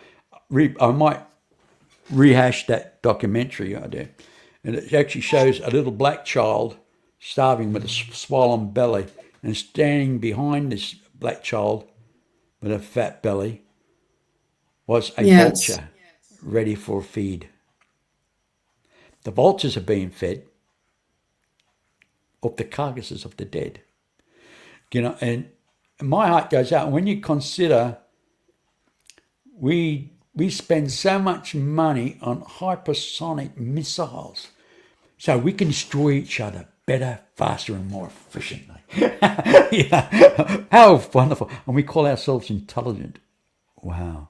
You know. Exactly. You know, and you know, I mean, how much does a ballistic missile cost? Some excess amount of millions, you know. And how many does it take? How many ballistic missiles carrying nuclear power does it take to wipe out a planet?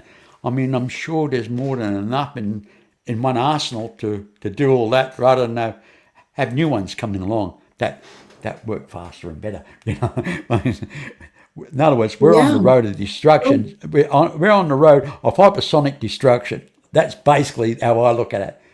And we call ourselves Yes. intelligent. We call ourselves intelligent. Oh, there's somebody's coming. Hey, guess who's joined us? Guess who's coming in to say hello? Polly. It's so Ta-da! sad. G'day, Scott. How are you? Hey, Hello, Scott. Mr. B. Pleased to meet you. And babe, delighted to meet you. Welcome to my crazy circle, my friend. Thank you for inviting me. Oh, So hey, great it's a to pleasure. meet you. Hey, I'm always an open door. Anybody wants to shove in their 2 cents worth to say it's good for me, mate. It's good for me. We're all about honesty and opinions. That's what we're about. Okay. So I love so it. we're about. Honestly, I was in bed nursing my hangover. I got some day old espresso. Oh yeah. Hey, well, guess what? Yeah, it tastes like death. I've been brewing up my hangover.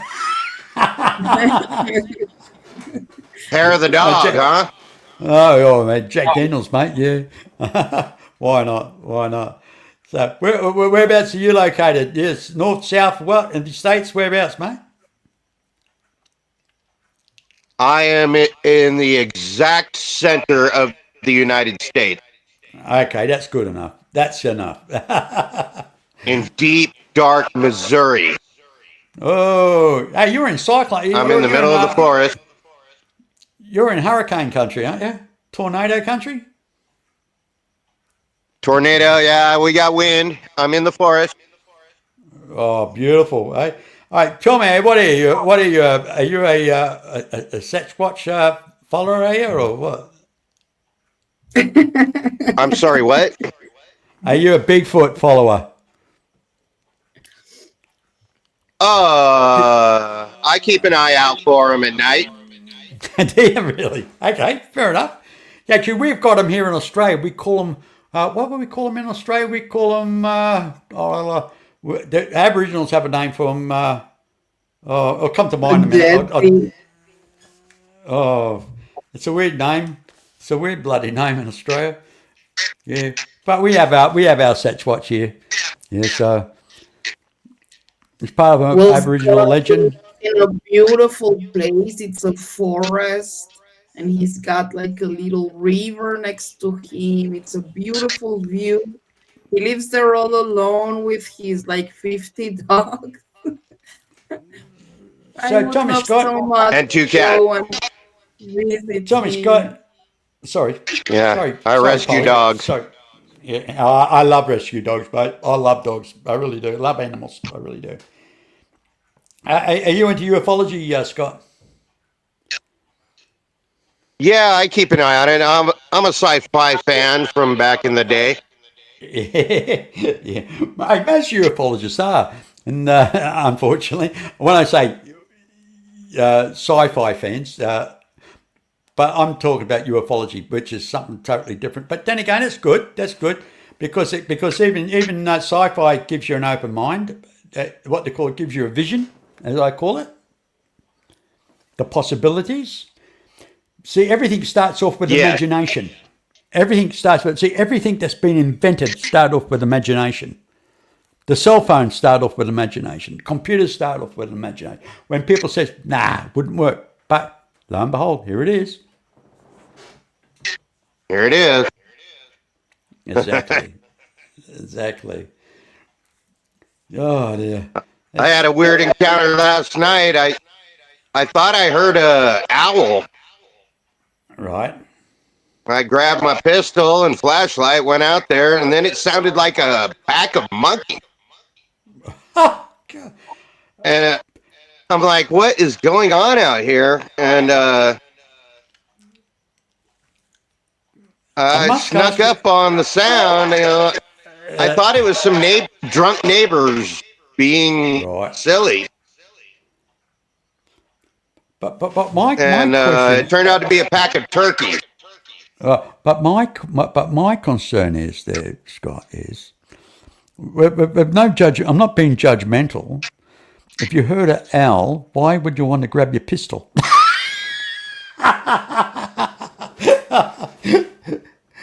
But then again, you never know. You never know if you're going outside at night. You don't know what you're going to confront. Yeah, it's a tough forest. We have mountain lions, bears, Yeah, wild yeah, boar, and I couldn't quite place what I heard. I thought it was an owl. Then yeah, I heard a whole bunch of tomfoolery out there. yeah. Well, hey, we get And tomfoolery I always everywhere, carry a mate. gun. I remember years ago. I was over in Sydney. I was actually, God, this is going back 1979. I went on a holiday trip with some friends up to the Gulf and Carpentaria. Oh yeah. Well, I had a cat gun like It's that when just I a was a kid. small, yeah. That's a 22. I got it loaded with Right, 22 Magnum. right, You right. know, I, if I can run away, I will. I don't want to hurt anything.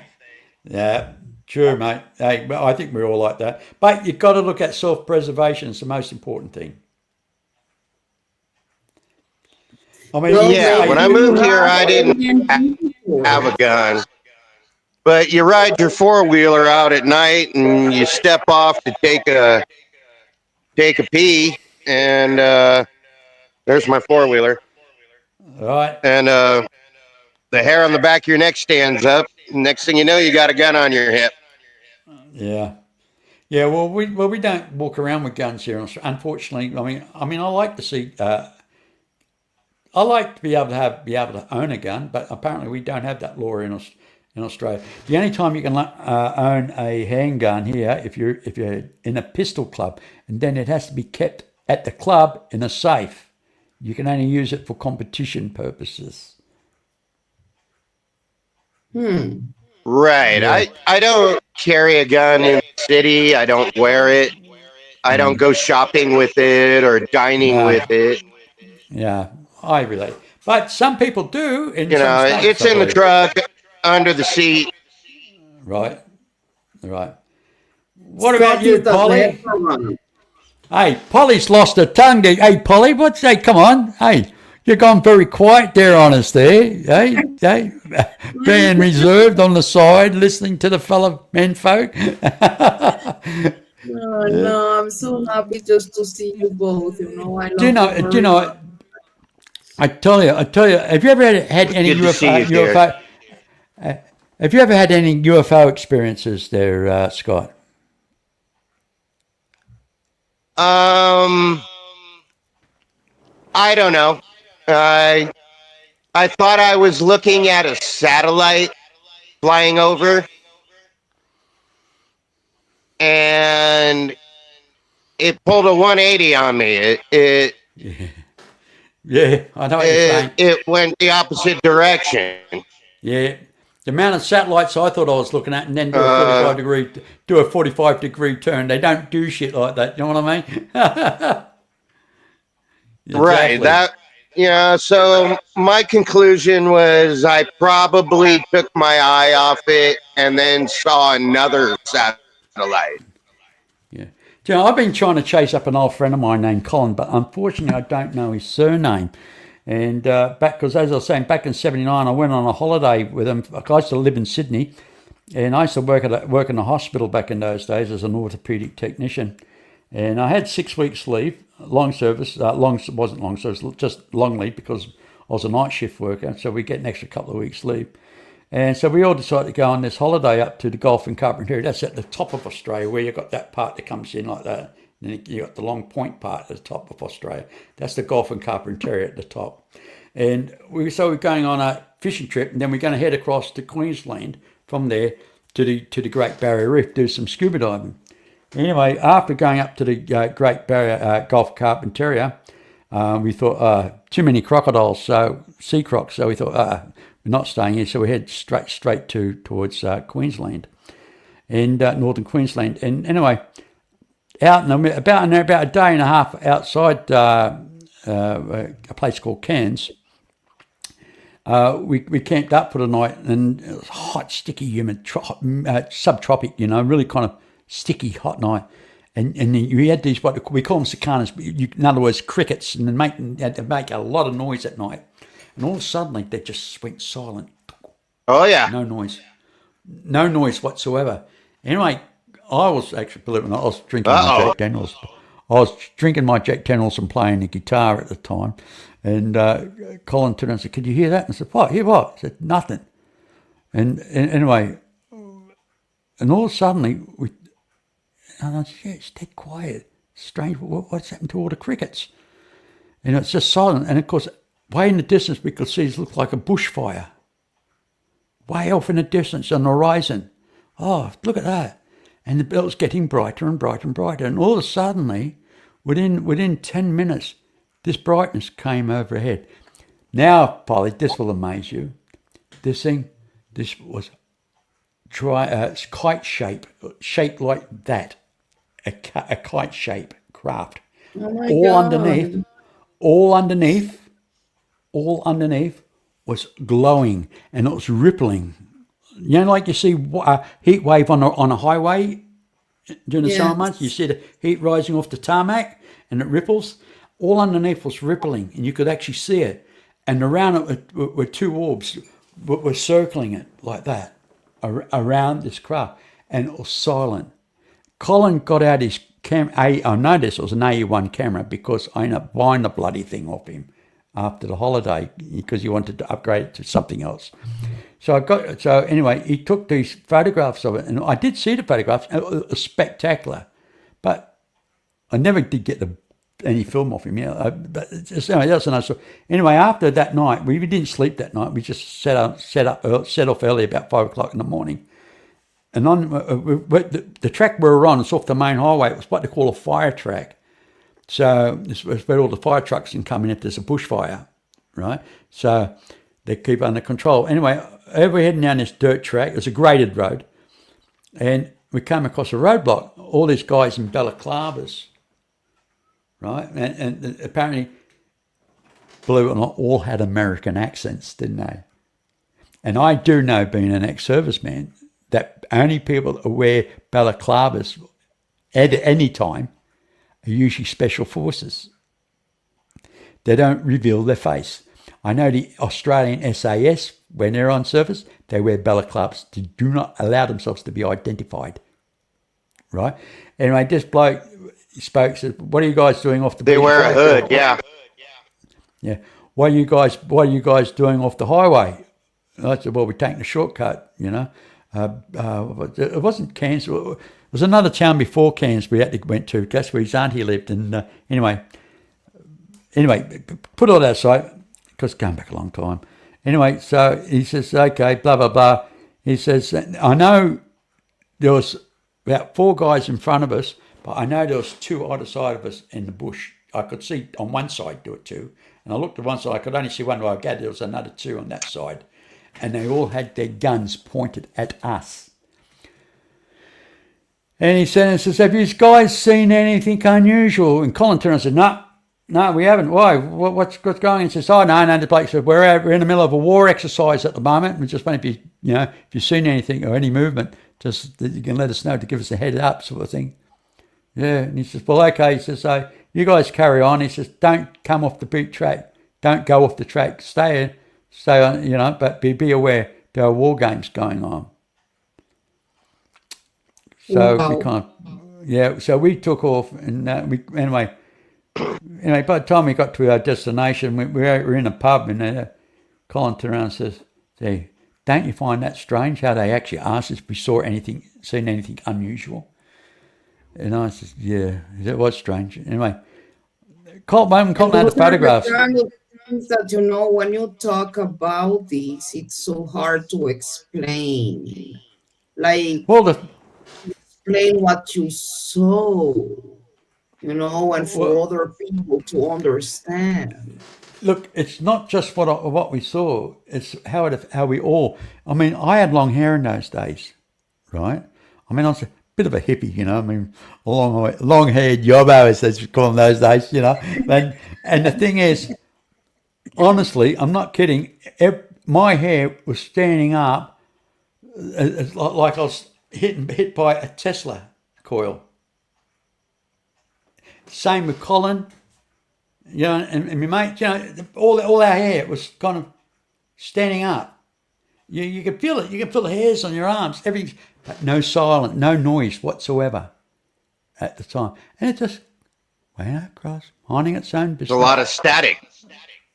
Exactly. But we never did hear anything about it. But crazy thing about it was, years later, it was on the news saying that NASA was going to build a spaceport up in that area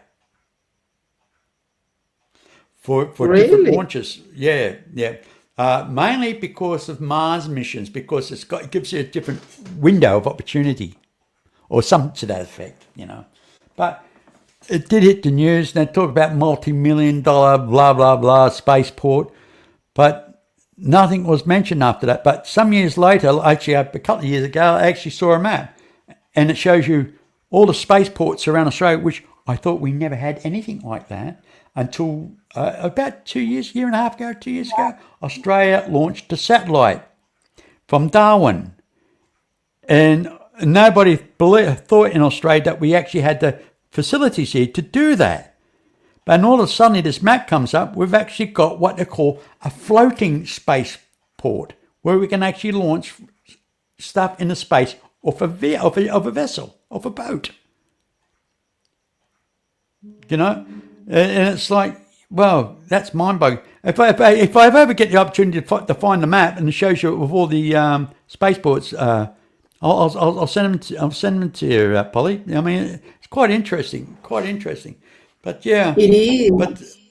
there's a lot of stuff that actually I'm quite wondering what Trump's going to do about Australia's with the tariffs. I mean, he hasn't hit us as bad as he has hit everybody else at yet. But I That's know so when Trump Yeah. when I know when Trump was I I wonder know when what would have Trump happened if you had told those commandos you saw a craft. oh I yeah well that's something yeah I probably wouldn't be here talking to you now probably I don't know I Probably wouldn't know not. I probably wouldn't know I probably There's but problem is 150 little green men heavily armed right over the hill. Go get them. well yeah but the strange thing was I remember actually before when last time Trump was in government our lithium mining started up, and I think Trump encouraged it. And about 15 kilometres away, we've got this lithium processing plant. And apparently, as soon as Trump came out of politics, the plant virtually closed down. Now the plant's now picking up again now that Trump's back in. So it's all part to do with kind of rare minerals. It's hard to say what's actually happening, but it's quite interesting. But I reckon, believe it, I don't like Trump as a politician, but he's a businessman, and he will get the economy going, mate. He knows what he's doing there. I honestly believe that. I don't think so. Ah, well, I hey, think well, his fair head enough. fell in the cheese That is dip not back a in Trump report. 1974. Yeah, well, I do find it annoying that it's like it's all me. I do. He likes the glorification, doesn't he? Oh, Yeah. the Trump glorification. Cheer me, love me, clap for me. You know, I mean, well, yeah, we'll see. We'll see. It all, hey, as I say, at the end of the day, it all comes out in the wash, doesn't it? It all hey comes out in the Terry, wash. I Yeah, wanted we'll to see what ask happens. you something. Yes, Polly. Have you experienced kind of astral traveling somehow? We were talking about your mom and what happened. Um, have you experienced like astral? I'm asking because in my experience, it's like I go to sleep and it's like Can I I'm cut? Yeah, can I sleeping. butt in for a sec? Can I butt in quickly? Yes, yes. Are you kind of insinuating towards flying dreams? Um, it Because that's a can quite a be. I'm common not one. Yeah. sure. Yeah, well, because Excellent. sometimes actually, I'm just trying to explain what happened to me to see if something like that happened to you. Yeah. I'm trying to Continue. compare here stories. So, when I say all my ET phenomenon experiences are like stairs, I go further and further, more things happen. So after I came to Israel, um, it's unusual. What I thought it was a dream started to happen. Um, and it's like I'm transported to another kind of soil. It looks like an Australian red sand desert, kind of Martian soil. It's very dry and the red sand and rocky mountains. I feel really lost and scared, but I'm pretty aware of the fact that I'm sleeping, but I'm in this place at the same time. And it feels really real, you know. Um, the feelings Well, too. I'm kind of yeah, anguished about it. I hear you. Um, I start walking and walking and trying to understand how the hell I got here. And suddenly I see really far away a figure coming towards me. I thought it was a human, so I was really excited about it because I thought, okay, maybe I can have some answers here about where I am. But this figure was not really walking, he was kind of hovering towards me. And when he gets like about a meter from me, I understand this is not a human. This looks like a little 5, 6 years old boy. Um, his features are very human, but his eyes look like the gray eyes, these almond, big black eyes. He doesn't talk with me. He only extends his hand and kind of he takes me with him inside this Martian soil.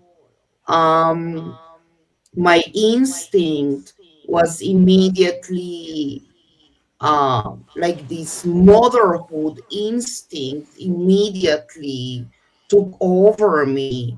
I felt very connected to this boy to the point kind of he is my son. I need to take care of him and see what I'm going to do with this boy here in like a nowhere place. I don't know where I am and why I'm here. And suddenly, in the middle of the desert, we see a little tent, like a biblical tent, very simple, a tent like for 10 people. This little boy opens the tent, let me go inside. But when I go inside, I understand this is not a tent. That was the shock of my life because I understood I was inside a craft. This was a round craft, so huge that I could not see the end of the craft. There like 2 floors. The second floor had all around like smoked black windows. And in the first floor, it was full like of when you go to a hospital, like bed from a hospital, like 50 beds. In the left side, there is an entity that talks to me. He sits like in a cube Lego figure, like a cube Lego structure. And this entity talks to me and tells me, we are glad you are here because you are the only one that can save us and help us right now. So the little boy takes again my hand, and when he shows me the place again, the whole place was full of white, very bright light. I couldn't see switches or like, how cables or something, but I could not understand how I was in this red desert with a tent that inside looks totally different, a huge craft. And there was a mantis, a praying mantis there. In each one of those beds, there is a woman lying. And all these women were in different stages of pregnancy. Most of the babies were, there were some babies already outside the bellies. next to the woman, to the women there in the beds, and there were some women still pregnant. Um, there were some grays entities, like the little ones, kind of skinny rub, the little grays next to the bed, checking those women. And the praying mantis was looking at me just straight into my eyes. She didn't talk to me verbally, but the message was kind of, we are expecting from you to do your job. Remember when I told you that I was 7 years old and trying to read all these medical books from my parents? It's like I got somehow a medical knowledge that I don't know where it comes from. But I Yeah. understood that my mission was saving and checking all those women. So I started running and grabbing on my hands whatever I could to check them. So I was, giving, helping these women giving birth, having birth, um, or checking their pregnancies. And after I checked all of them and all the babies, everything stops and I go back to my bed where I'm sleeping.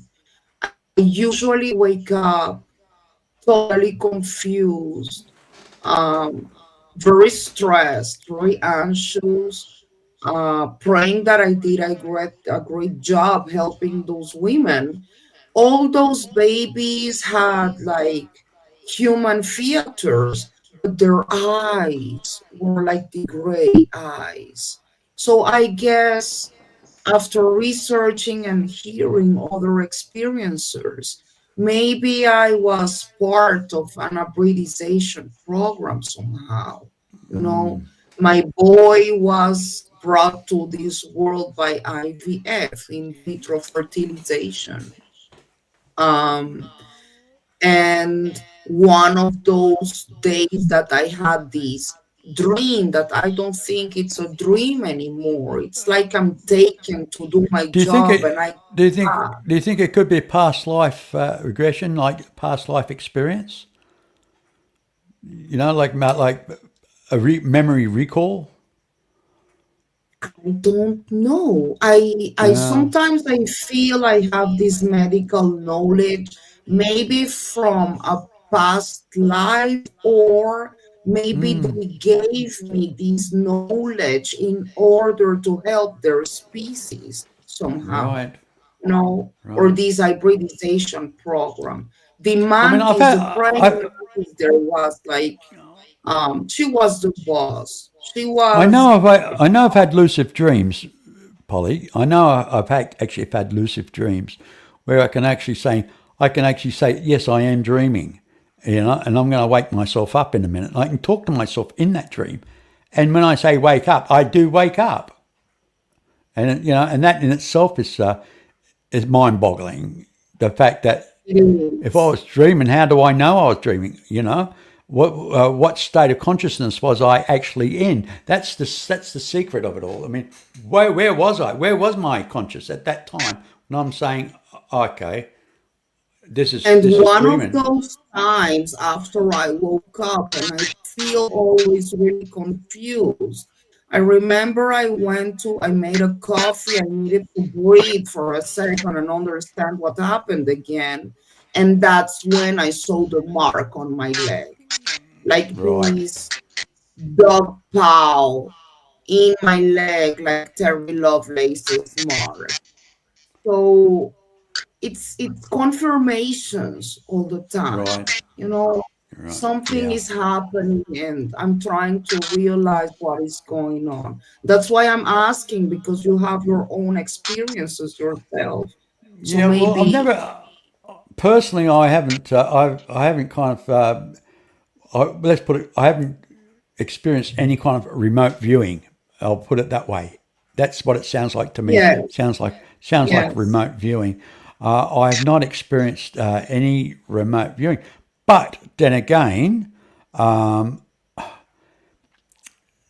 sensing things around me. It brings me back to another situation where I used to travel back and forth from Sydney to Western Australia, which is a long journey, believe it or not. And on this Nullarbor Road one day, I said to my wife, who was driving at the time, she took over the steering wheel, and I had this panic sensation in my gut saying, "Stop the car! Stop the car!" She said, "Why? What's wrong? Why? No, stop that bloody car!" And she stopped the. Or after shouting, saying, "Stop the car," within I'd say about 6 seconds, after 8 seconds maybe, this bloody road train with four trailers behind it straight across the road. You Oh didn't my see it God. because of the bushes, right? With no trees on it, just shrubs. But you didn't see it. But when she stopped, she says, "If we didn't stop, that would have wiped us out because it wasn't braking. It just like, whoom, keep going, And I mean, they're the senses I get about crazy things. And I mean, I wish I could. I wish I could do astral travel. I, uh,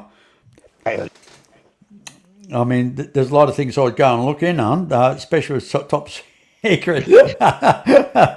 but but sometimes, I mean, if you could, I mean, sometimes I feel certain things are best being left alone. You know what I mean? I mean, find out the hard way. Find out, just don't try to.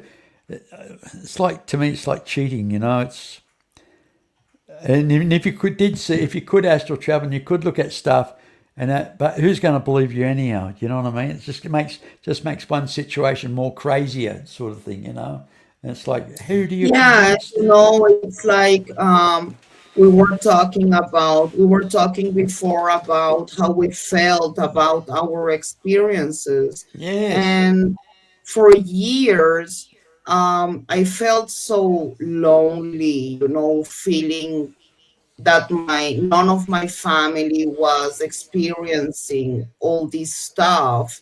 I didn't really have no one to talk about it.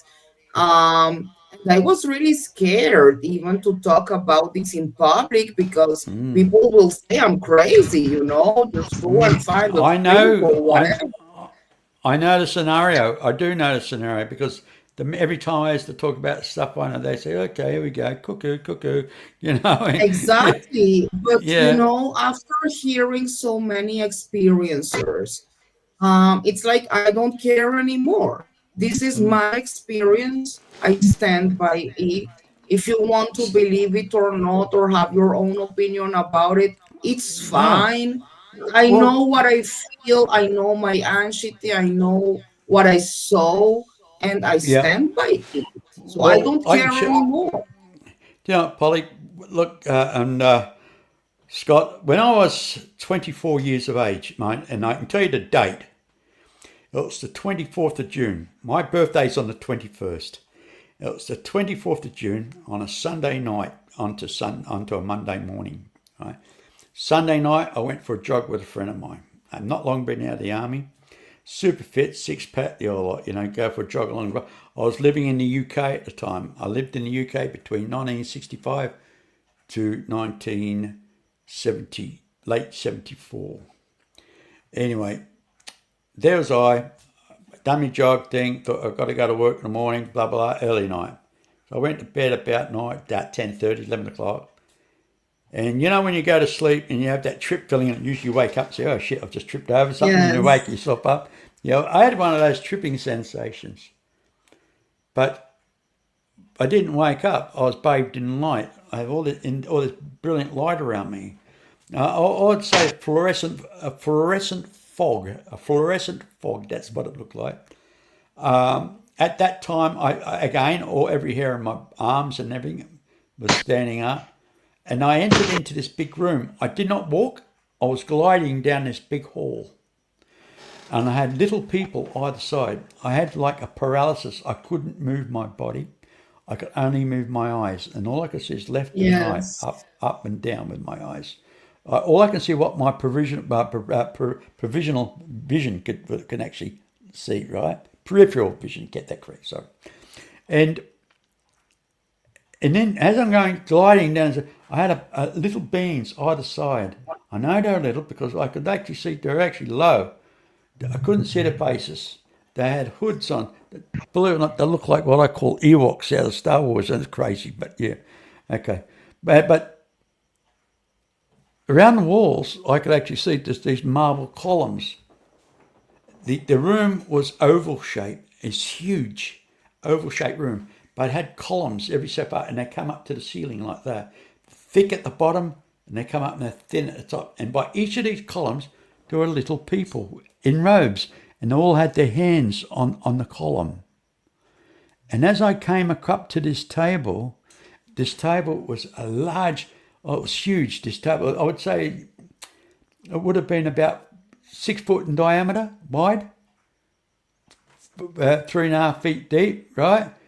Anyway, it was highly beautiful glazed golden marble, and around the edge was gilded like gold with hieroglyphs on it. And sat at this table was this, I call it a Nordic man. He had beautiful blonde hair, aquatic blue eyes, and the skin had like a. Have you ever seen? Do you know what? Have you ever seen a person when they die? They get this kind of purple tinge to their skin. Anyway, it had a bluish, pinkish, purpley type sheen to his skin with a creamy colour, but the skin was like the mother of pearl. Right, it had like a sheen to it, chiseled chin. All I can say is he was a handsome freaking guy, right? He was a handsome guy, and he didn't speak. He didn't speak to me with words, but he knew my name, and he turned around and said to me, "Terry, this is why I actually thought for years I had a near-death experience, right? This is the reason why I honestly believe I had a near-death experience." He said, "Terry, can you show me what you have done with your life?" I kind of looked at this guy and didn't answer. I didn't feel no panic, no upsetness. No, I didn't feel judged or guilty or bad or any. I felt no sensation or feeling whatsoever. I just didn't answer him. I just looked at him like in La La Land, you know. And, yeah. And then he asked me the second time. Again, I still did not answer. And he says, "Let me show you." And all of a sudden, I was looking at myself as a child playing in the street, playing cricket. In America, they'll say baseball, but in Australia, we play cricket, you know. And I was seeing myself from up here looking down onto the street. And I felt like I saw my whole life go before my eyes within a split second. I felt like a split second. But the crazy thing about this, it didn't come out like a memory. It came out like it was pulled out of my head. It felt like it's like something pulled on, like elastic band, pull that information out. It's a weird sensation. Interesting. And then this man said to me again, "Now can you tell me what you've done with your life?" Again, I did not answer. And he says, "Well, I'm going to tell you now. During life, you're going to come to a crossroad. If you make the right choice, everything will be revealed to you. That I promise you. Nothing to be feared." And then he said, "Now this is the closest you'll ever get to death." That's what he said to me. And as soon as he said that, I woke up. Wow. With a punch in my chest, swung my feet out of bed, grabbing my breath, profusely sweating. I felt freezing cold, and my partner, I wasn't married at the time, my partner that was with me at the time started screaming. And I thought, okay, what's going on here? We've got somebody else in the house here. Just bear with me. Yep. Mr. Bauer joining. Good day, Robert. Mr. Bauer. Anyway, let me finish what I'm saying, right? Greetings. Anyway, Hello. anyway, my partner at the time You were started in saying, bed. there's a bit of an echo there. It must be Robert. I'm on headsets. I don't hear any echoes. You guys hear Well, echo on me? when No. I haven't opened up any other, I'm nothing on a else is cell phone open. in the middle of the forest. Anyway, I can hear myself echo, but nothing's changed for me, only excepted you there. Anyway, as I was saying, So what happened, Terry? my partner turned around and said to me at the time, you were floating above the bed by about a couple of feet, 2.5 feet to 3 feet, you're floating. She's saying, you're possessed, you're possessed, you're possessed. Now, she was pregnant with my son at the time. And off she went, right? She packed up everything that night, so freaked out about it. And she went, and I thought she was just making a big excuse. And even today, I find that hard to believe that I was floating. Yeah, I just unless you know it or you experienced it, and you understand it, you just can't kind of. I can't comprehend. I can't see myself floating, but Yeah, all I know, I am. exactly. But the point was that day. I mean, I was so upset about it all. I didn't go to work the following morning. I went to the shops to do some shopping, and then I was in the shop, full basket full of groceries, and I had this chronic panic attack. And I just left the trolley full and ran home. Went up to the house, as I said, stripped off all my clothes down to my jocks, laid on the bathroom floor and the tiles with sweating, profusely sweating, and my heart pumping out of my chest. And it's like, and as I said, for years, I honestly believe I had a near-death experience until back about 2002, something like that, when I think it was a bulletin board, I was actually reading something about abductions and stuff like that, visitations, and I Well, thought, I well, guess the we're all more related. we sense these experiences, our consciousness only gets bigger and bigger. It's like it opens more things inside of us. After I had these, I don't know, this when I was taken to this Martian soil or whatever, that's the point where some months later I started to have my first sightings till today. I can see the crafts. And if you go to my YouTube channel, all my sightings are there. And it's Right. been like an evolution of my own process since I was 7 years old till today. So I think your experiences too are an expansion of your own consciousness about how everything in this world and this universe is made. You know, it's so important. And your empathy too, your sensitivity to certain things. Yeah. Beautiful. It's kind of, yeah, it's freaky, really is. I mean, it does. It does. It's just sets your consciousness into such a state where what's bloody going on here? Yes, It it's took me years. scary. It took me years to kind of adjust. It took me years just to come to grips with myself. I mean, I remember when I was working at the hospital in Sydney, talking to a friend of mine, and says, "Yeah, okay." He introduced me to one of the other staff. There was a psychologist and that, and he actually was a hypnotherapist. And he actually gave me two hypnotherapy sessions, but one was kind of just lay down and talk and relax, and the other one I had to get a doctor's script off that he can actually induce with a particular drug to put me into a state of what they call a deeper relaxation, because you just couldn't Yeah. allow to do it. You had to have a doctor's. So he organised that, and he did that, and I don't remember everything I experienced from that so much, but what he told me kind of was a bit of eye opener, because apparently what I gather, everything that happened with that being with the blonde hair, that Nordic, it's all subconscious thing. It's all a projection in my head.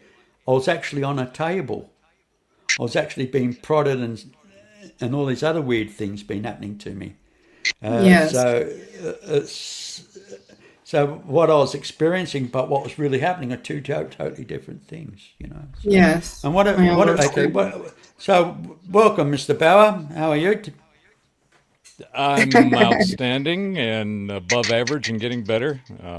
Thanks for letting me come in. You mentioned, I heard somebody say remote viewing while I was listening in the background. I said, well, need to have a conversation about that. I just did a show with Naeem Vendreas on my channel called Documenting the Future, and he was one of the guys with the future forecasting group that saw not only the Trump assassination attempt in vivid detail and documented fully, but he also saw Musk in the White House almost 2 years before that actually occurred. And so we got into the whole concept of what remote viewing is, the idea of non-local consciousness.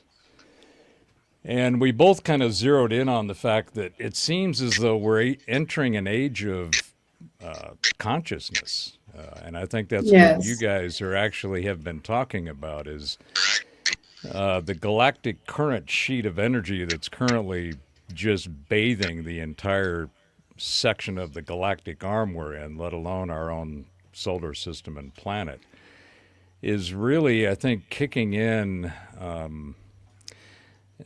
We're going through an awakening. I think that awakening is resulting in a revealing, and that revealing is resulting in a rethinking, and Right. that rethinking is resulting in a reimagining.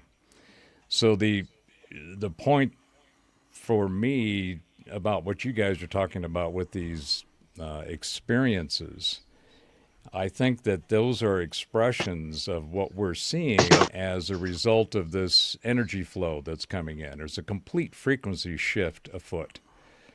And that is enabling more and more people to tap into the innate capabilities and functionality and characteristics, nature, and habits of consciousness. Being able Agree. to, and I thought you would, Polly, because as I was listening to you, I'm going, I think we might be on the same frequency field here. I think what's happening is the real expansion of consciousness, those innate characteristics, capabilities, habits, nature, have been some of the most suppressed and obfuscated capabilities of the human experience that humanity has been subjected to. And when Yes. we realize the full potential of that consciousness, of what that capability is, we are going to see more and more people have experiences like you guys have been sharing. The connection to the infinite field of frequencies where reality and the ethereum and the materium come from is where all of these different, I call them our cosmic cousins, all these other entities that we seem to have a lot of allegorical and anecdotal experiences and stories of. And the more this frequency shift continues to engage and ramp up, because I think we're only at the beginning of it. I think the future of that is going to be so profound that it's literally going to cause a lot of heads to explode. You have a lot of people using terms like, this transformative expression into another dimension. I think all of that, just like B was mentioning earlier, I have a particular rant on this whole ufology thing, because I think just like the paranormal field, these people they're arguing amongst themselves. They're all, going back and forth with all of this nonsense. And I think, okay, all you guys are doing is you're arguing amongst yourselves, and you don't realize you've already won. The folks that are believing in some cosmic consciousness and other dimensions and other entities, yes, you're right. But it's obfuscated, and you're still dealing with an old paradigm and the way that stuff was constructed to keep people from knowing the truth. Right. So we're really starting to expand and experience this another level, if you will. Actually, to me, it's actually it's a different degree of consciousness. And I personally have never had any encounters. I've seen maybe 4 or 5 oddball aerial phenomenon. I have not done any astral travel. I have not seen and had any psychic impressions of anything. But by God, I have found that when I look at the event stream of the fields of frequency and consciousness as they unfold, I can feel and sense the trend and the direction of the energy fields. I don't Yes. have a vision, I have a feeling. And this is one of the Yes. things that Naeem and I talked about, what he experiences when he does tasks on, remote viewing targets.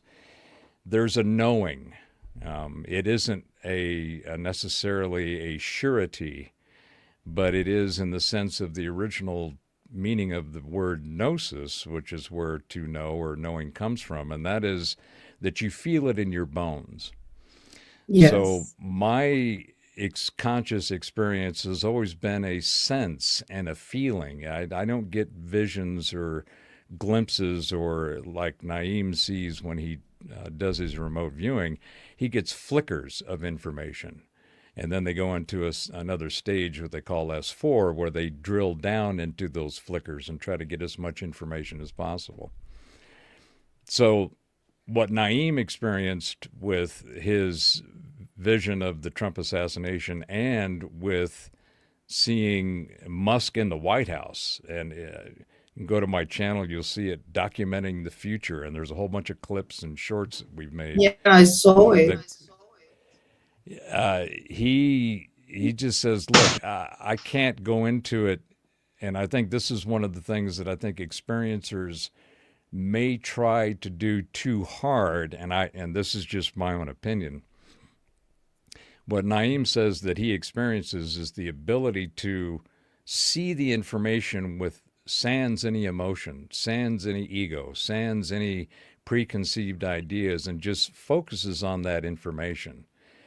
And I think that too many times, and he talks about we can't project or try to imagine or think about what we're seeing. We just have to look at it and see it for what it is. Because as soon as it's like with the Trump assassination, the first thing he thought was this must be Trump, and he had to back away from that so that he wouldn't pollute the data, wouldn't pollute the stream of information that he was getting. And I think a Yeah. lot of times what happens with experiencers is the emotional aspect, the intense experience brings with it a lot of other things that keeps the information from being as pure as possible. And I think that that's one of the things that experiencers are going to see going forward with this new flush of frequencies that are coming in. You'll be able to remove the preconceived, or at least put the preconceived stuff on the side, so that you can actually experience what it is that you're experiencing, and you can have a better understanding, a Exactly. better As clean as interaction with. possible from Does that make yes. sense to you, Polly? Yes, completely. What's Completely. causing the awakening? Well, there is, in my opinion and my observation of the available information, I try to take an observational neutrality at the data that I look at, because in my model of reality, what I call informatica, the entire experience and reality we inhabit is basically metrics in a matrix. It's data and information that then we through all kinds of various means, some nefarious, some malevolent, some benevolent, but we put a bunch of wrappers on the data that we get so we can kind of deal with it. We are pattern recognition oriented in the way that we think, the way that we function. So we look for patterns and recognition and mappings to things so that we can find a place to put them in the data streams that we've accumulated. I think, as I mentioned earlier, I think this big awakening is basically it's a cosmic level event. This is something that doesn't matter what part of the conscious field you represent as a frequency stamp within those infinite fields. Everything is getting affected by this. Is it coming from some kind of energetic pulse at the center of the galaxy? It seems from the telemetry that we have, yes, because there is a flow of energy. There's a denser energy that the Russians and the work that they were doing were picking up back in the 70s. And Yeah, a it's lot of only people been are in looking at it as the alignment of the planets as well. You know, I mean, everything else. Well, Could we be that's a moving part of into it. the galactic plane?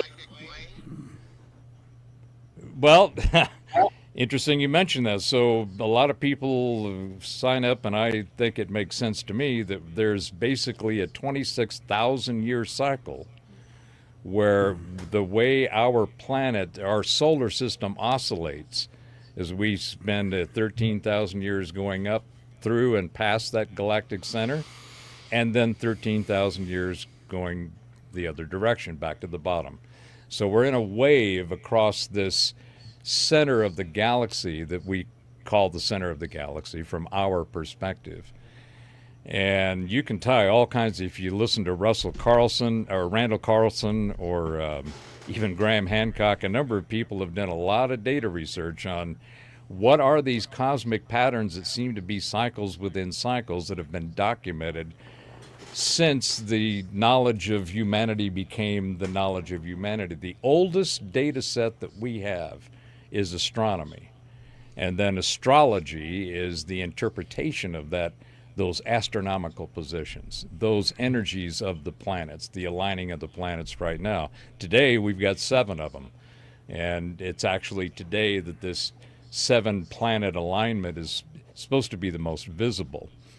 Yes, that absolutely has a part of it. But even that alignment is being bathed with this galactic current sheet coming from the center of the galaxy. So it's being affected in and of itself, aside from its regular cyclical energetic experiences that have been documented for millennia.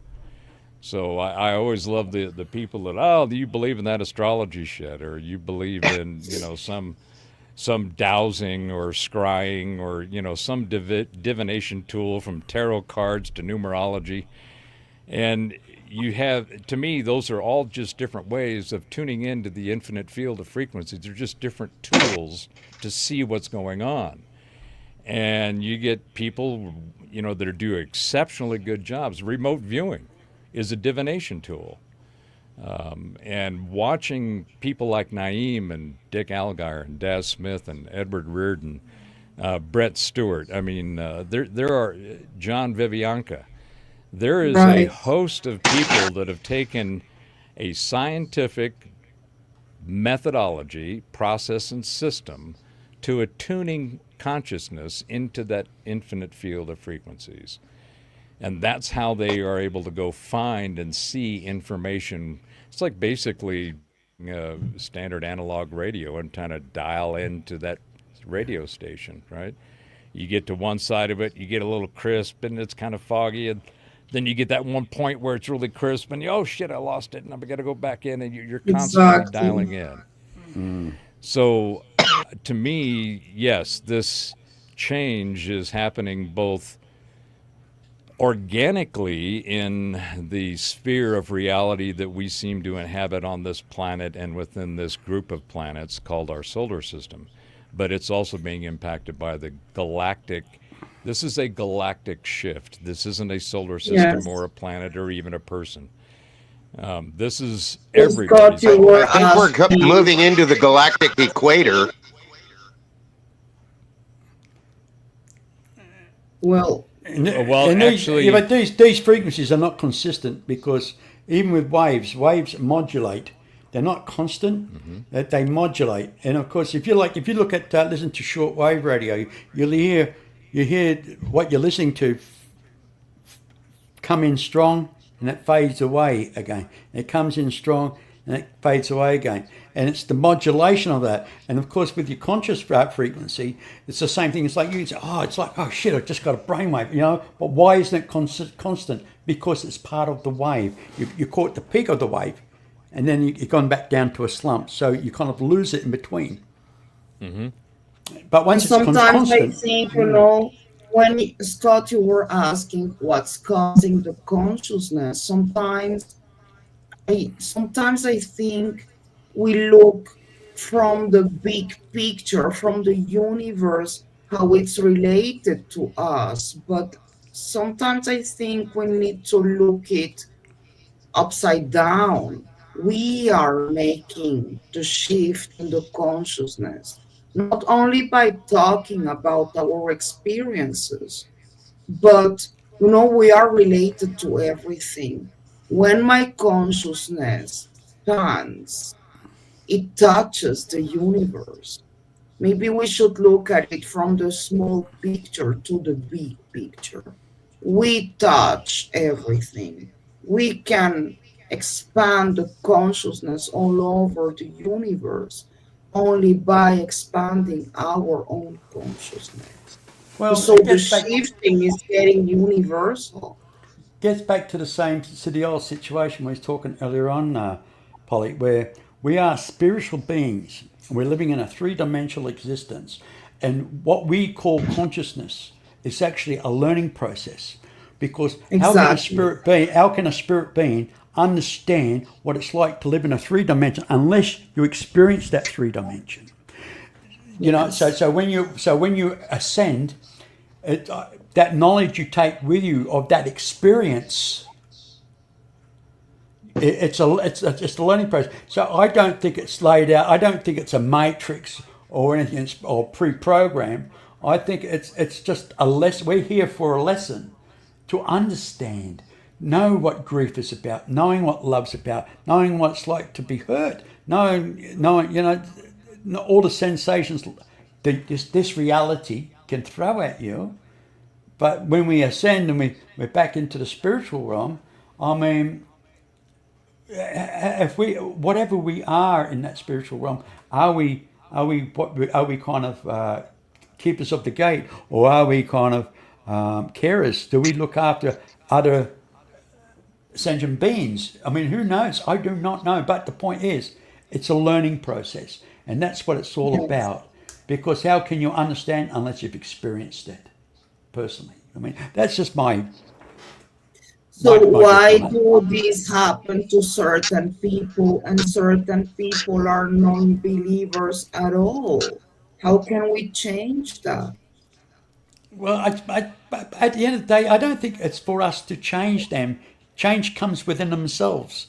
It may not be their change may not come in our time, and we can't force it. But somewhere down the track, their own experience and their own anguish and frustration, it's like suddenly in their life the light might just come on. And maybe it doesn't come on, and they have to be reincarnated again to live this bloody life through again until they got it. I don't know. Well, Possible. I'll tag on to that, Terry, because I think you're heading in the right direction from the way I see it.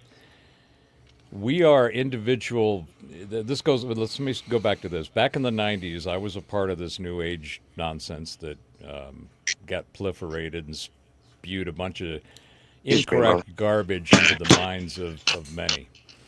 And one of them was, this idea of you've got to find the guru in you. You've got to go find the one.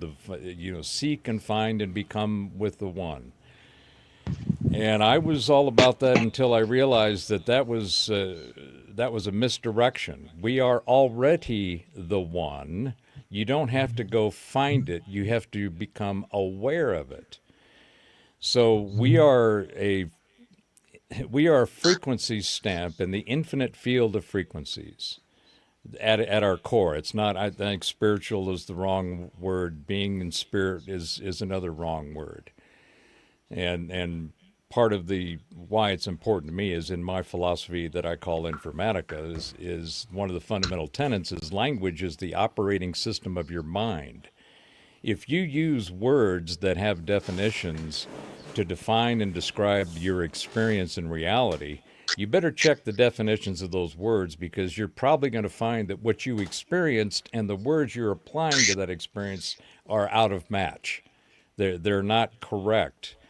And so language has been weaponized to control the sleeple of humanity over time. Right. The other one that the New Age movement just got all banged up was you got to be in the now. You got to be focused on the now. Be in the now. Don't be in there and that. And you got to be in the now. Well, the now, in my opinion, is a trap. You are never in the now. You're always in the next. There is never a now that stays. That is the now is a stamp of the frequencies in the infinite field of the event stream, and that becomes the past. It's a frequency that is stamped, but the next one is now already here. So looking for the guru in you, connecting with the one and being in the now, were all misdirects that I think kept people. They gave them hope, but it never got them anywhere because everybody's still looking for the one and being in the now. Even Eckhart Tolle and a lot of these guys, which I respect, they're pushing this, and it keeps people in a trap. The reality is, going back to your point, Terry, about reincarnation, I think, and learning, I think that what we go through, I call it an iteration, not a reincarnation. I think that the frequency stamps, once we are stamped in the infinite field, we are eternal from that point forward. We are always in the event stream of the infinite field of frequencies. We are always interacting with and cycling in and out of the cycles within cycles of the stream of frequencies, which expresses itself as energy that we experience. That's as simple as it is to me. Any Yeah. interactions that we have along that event stream will happen whether it's in the ethereum, i.e. the invisible, or the materium, i.e. the physical. I think that there's something about this particular iteration and this materium that we call, biology and life that we experience. There's something unique about it. Apparently, it has something to do with a training field for these frequency stamps that are constantly iterating. And you go through iterations to learn, to what Terry was saying. I completely agree with that. A lot of times people don't learn and they have to keep iterating to where they do learn. A lot of times, and I think the majority of what we're seeing right now is that there's a whole bunch of new frequency stamps around the planet. And these frequency stamps have not gone through enough iterations to learn from. They are Yes. still in that nascent early stage, and this is where the concept of old souls comes from. You've been iterating many, many, many, many times. And when you look at some of the, like the in the Vedic scriptures and teachings, you have this, eventually you reach this Brahma stage where you exit the iteration cycle and you no longer have to come back because you have learned what you were supposed to learn or gained the experience and the knowledge that you were supposed to in your frequency stamp iteration. Now you're off God knows where, doing who knows what with who knows whom, Yeah. because there seems to be one of the common characteristics that seems to be an expression of consciousness, what I refer to as our cosmic cousins.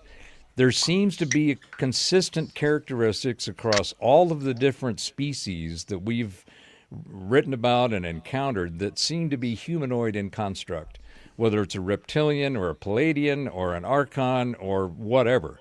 There is always a torso with a head, arms, and legs. It may be covered in different things. It may act and think in different ways, but the universe seems to have a proclivity for this humanoid construct. Right. So that to me is, it's a clear pattern.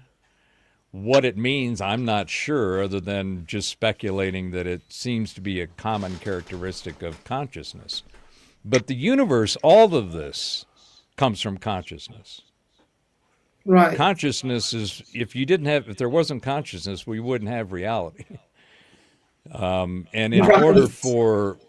in order for reality to unfold and manifest itself, we have to be here to experience it, observe it, interact with it, and make choices within it.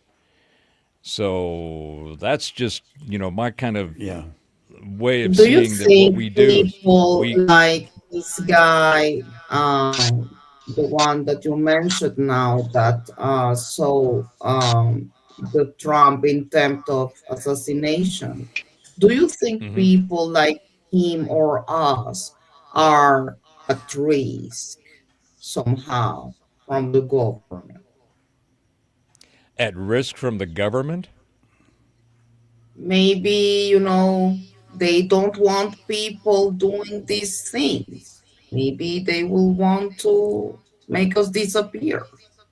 Maybe they don't I want us to know that we are able to do this and spread the voice that we are maybe all able to do this And if we that's why they have work. disinformation. That's why they have disinformation to make people steer off into a totally different direction. They don't want people to be aware. So the government set up a system that anybody that thinks this way are cuckoo. So everybody, yeah, crackpots, cuckoo. Let's not go down that road. So people don't take us serious. But if everybody started taking it serious, then hello, then the government's worried then because people start waking up and start saying, well, okay, you can't be wrong and I can't be wrong. I mean, if we agree and we see the same thing, why aren't these people seeing it? I mean, Well, it goes to the point that you made earlier, and what Polly is alluding to. Yes, this whole idea of obfuscating the nature and the reality of consciousness, the innate skills that we have, has been intentionally suppressed for millennia because you can't let. If you want to control the folks, you can't let them have the reality that they inhabit because then you can't control them. And it's a Yes, double edged sword. If you allow people to see reality for what it is, then a lot of the people that we talked about that are in their earliest iterations, they haven't gone through and haven't learned and experienced that much. That kind of information on how consciousness actually functions could be very dangerous to those people. It can be dangerous to the people around them.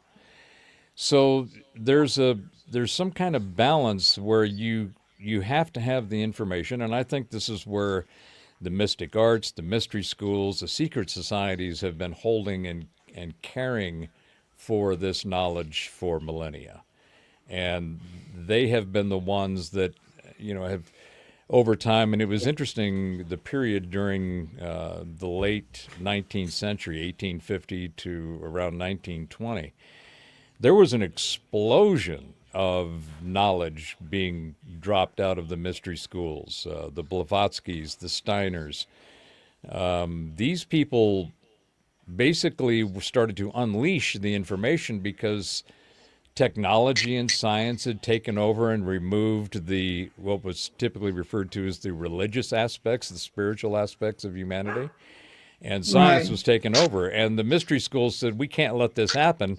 We're going to start dropping some nuggets on noggins to get people to realize that they're being buffaloed and bullshitted into blank corners for their own nefarious purposes. But there was an explosion of that information, and They're I definitely think that hiding craft, well they have oh to, yeah. right? and I they're mean hiding knowledge at the Vatican. they've been holding stuff out there for hundreds of years since the Vatican was carefully constructed, Since day the dot. and Terry's heard me blather on about this whole thing about disclosure to me is again the wrong use. It's a wrong word for the wrong purpose. Exposure. Yeah, they're not disclosing anything. The whole idea is, their main theme is, well, we're disclosing that we're not alone. Okay, wait a minute. We've known We're about that for talking about it, but millennia. not telling you nothing. Yeah, well, every cosmology Yeah. of every civilization we've ever uncovered has said somebody from up there came down here and told us stuff, gave us stuff, and maybe even made us some stuff. And if they didn't come from up there, they came from under the ocean or came out of the water, like Quetzalcoatl. So you've got all these mythos of every civilization said, hey, somebody else came here and told us this stuff. We didn't come up with this stuff. So the fact that we are not alone, we've known for millennia. The real issue is exposing the fact that these asshats, and that's my nice term, have been holding all the toys from all the kids for decades. And that, Yes. if they had released that technology when they got it, we would be living in a completely different world. At least Yes. I would Oh my say, I would God. say a century or two ahead of where we are now in the Yes. I timeline. so agree. So the people that have been hiding all this tech are the real thing they're afraid of is being exposed Yes. that they have been holding on to this. And unfortunately for us, as we try to go after them, they've got tech that's, as Jim Goodall, our friend Terry, talks about, when Ben Rich told him, he says, look, we've all the stuff you see in Star Trek, we've already done it or tried it, and we either decided to use it or we've discarded it. You go, all right, Yeah, that it wasn't seems to worth make doing it. sense. Yeah, and I grew up watching the Jetsons, right? Yeah. So, Me Yeah, me too. Me too. too. Oh, hey, we're so showing our age. I'm looking for all that cool tech in the Jetsons, and what's really interesting is if you look at some of those episodes, you see Jane sitting in front of a TV Yes. screen talking and doing what we're doing now, and that was what back in the Yes. '60s. I Yeah, well, love it's it. strange, isn't it, that every magazine used to talk about anti-gravity, everything, but come about 1963, 65, boom, no more. Nobody Mm-hmm. talks about it anymore. I mean, Yeah. you hear about it constantly that science is working on anti-graphics, where they can make things float and, do all these wonderful things, things of the future. And all of a sudden, Magneto-hydrodynamic propulsion.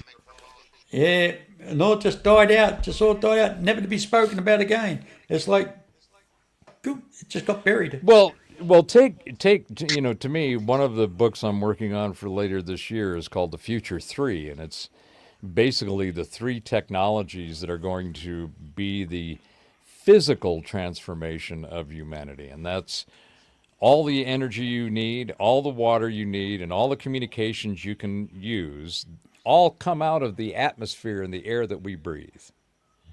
And the technology to access those things, these guys that have been holding on to this stuff for decades already know this.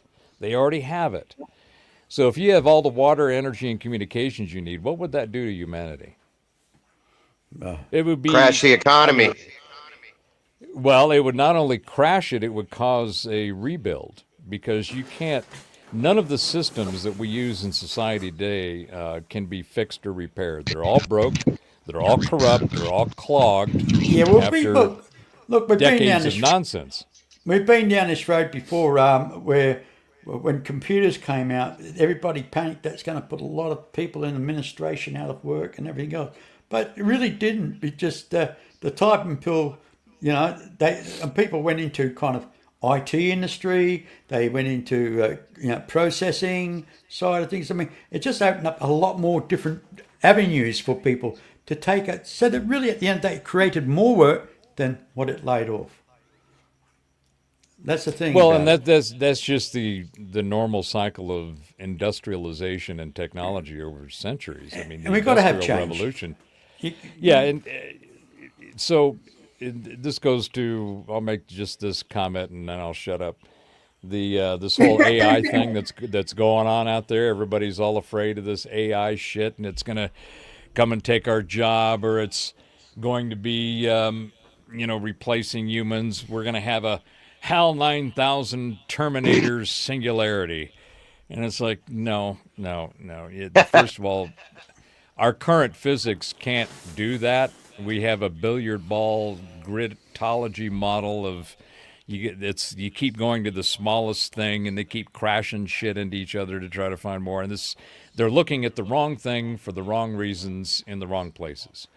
So that our science is also a part of this evolution, this generational age epic kind of transformation we're going through. Our science is wrong, which has led to all of our academics being wrong, to all of the finances, the health system. All of it is wrong. All of it's broke. All of it's wrong. It can't continue, and it has to be, you can't fix it or repair it. You can only replace it. So people going on about, well, AI is going to take my job. It's like, AI is going to replace maybe a function that you do that's unneeded, unnecessary, and actually is causing friction in the system. But the people who use AI are the ones that are going to take your job. Because what we're seeing with these AI cannot be sentient. You can't have any of this stuff that it becomes nefarious and comes after you. You can program it to mimic that, but in and of itself, it cannot be done. There is, with all the math models and machines, there is no program for emotions. There is no program for desire, ambition, innovation, insight, intuition. There is no program for that. Why? Right. Because in all sciences, the hardest problem is known as consciousness. The observer effect screws up everything that these people try to do. Quantum computing is another example of complete bullshit. Quantum computing requires a complete isolation, not only from any humans in the area, but from any of the humans knowing when it's going to be set off to do its calculation. Why did they go through all of that? Because the observer effect. They can't have anybody looking at the actual computation of whatever they've given it. And even with that, it's only 70% of the time accurate after running it dozens and dozens of times before they even get an answer. So the quantum stuff, the AI shit, all of that is a bunch of, again, in my opinion, it's a bunch of stuff that's been obfuscated and purposely changed with the words that are being used to confuse people. What AI actually is nothing more than an expert system. It's designed to do a specific task with as much efficiency as possible. That's all it is. That's why you have hundreds of image generators, hundreds of video generators, script generators, podcast generators, voice generators. They're all individual agents, expert systems. So what I think we're going to see is, and I've got a clip up on my channel, I think what's going to happen is we're going to see, we're in the middle of the AI wars. It's the battle of the bots. And we're essentially going to end up very much like the dot-com bomb at the turn of the millennium. These guys, everybody's trying to outdo each other. They're all trying to put more functionality, more capability with less cost. And these agents are eventually going to become a commodity. The real advent and progress of these agents was you will be designing your own assistant. And your assistant will have all the information that you want, and it'll go grab the agents that will do those tasks, and it will assemble them into your own agent pool. And these will all be open source. So you can't have one AI is my main point. There is not going to be, Grok's not going to win, although Grok's killing it. ChatGPT, Claude, all of these are just the evolution of the eventual open AI assistant that will go grab these agents. That is where the efficiency and the productivity boom, I think, is going to be phenomenal. And it's going to help us replace these bullshit systems, the broken systems that we're all swimming through right now. And that alone is going to blow people's minds. And I, for one, am sitting back with a bunch of popcorn and a six-pack, and I am enjoying the show. Well, guess what? We've been going now for just over 3 hours, and I'm sorry, Mr. Bauer, But it's time to bring this evening or this morning. Time here on my side of the world. It's 3:10 in the morning. The What? early hours of the morning. Oh my Yes. goodness. Yes, the early hours of the morning, and So it's look, time. It's time for you to get up and go pee, is what you're saying. I've already done that twice actually. Okay. It's the old Tennessee. Oh, there you go. Why get The up? old Tennessee shake. You know what I mean? But there's an old Terry, saying. thank you so much. I want to say I You know love what? Hey, we have an old saying here in Australia: if you shake it more than once, you're playing with yourself. I mean, well, so they say. But listen, guys, I've got to go. I really got to go. I mean, I really enjoyed it. I really have enjoyed it tonight. And I wasn't going to do a show. I just kind of had this urge to say, I haven't done a show for a couple of weeks, and I thought it's about time to do one tonight. Because normally I do it on early morning, but early morning, half the world's still asleep. This time of day, everybody's awake. Everyone's awake in America. Everybody's awake in Great Britain. So, and everybody's sleeping here in Australia. That's what happens when you're living on the arse end of the world. You know what I mean? Well, even though you're almost a day ahead, it's clearly that you're behind the rest of us. No, I'm ahead. I'm ahead. Yeah. I have my 9:15 p.m. here in Jerusalem. So your little boy's sleeping at the moment, is 1:15 he? p.m. No, not yet. Well, it's Not yet. Friday, so kind of it's okay. Yeah. It's Saturday morning here, so again. So anyway, listen, Terry, thank you. I hate to be a party pooper, guys. I really do hate to be a party pooper, but I mean, people don't have the concentration. I mean, I know you can turn it off and play a bit more later on, and everything, but people say, why do you go for 3 hours? Why do you go on for so long? Because people just do not have. People actually, believe it or not, have only got a 20-minute concentration span. Even they say if you're at a conference, say the most important thing within the first 20 minutes, because anything outside that, people are in their chairs, and that's a fact, So anyway, guys, I'm going to phase out. I'll let you guys go, and thank you for joining me, Polly. Wonderful having you on the show. So Polly, it was great to meet you, Polly. Thank you. Catch you later, Polly. Bye. And you Polly's there, the Scott. best. Yes, Thank you, you're a lovely gentlemen. I'm lady. flattered for you allowing me to sit in. Hey, join us anytime there when you see us there, buddy. Give us a yell out, and come and join us. Say hello. Thank you, We're gentlemen. friendly, It's been very enlightening. Catch you later, buddy. Have a good one. Thanks, Scott. Anyway, Robert, I'll let you go. We'll catch up soon, and just got so much to do. I have so much to do. So anyway, mate, take it easy. Have a good one, Robert. Do the same, sir. Thank you. Okay, bye-bye now. Yeah.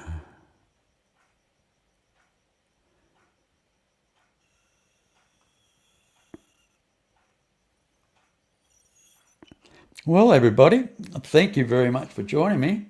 And what a wonderful evening I had with you guys. And it's been fun all the way. And I'll just phase out with a little bit of my music. I like playing a little bit of my music. So this is my song I wrote with the help of a bit of AI, of course, but my lyrics, my style of music, I do play it myself. I play along with this all the time. But anyway, thank you very much for joining me. And remember, be nice, be kind, and aspire to inspire one another. It's very important to lift each other up so we can all rise up together. And you know what? I enjoyed you guys. Thank you very much for being here with me. And till next time, my friends. Till next time.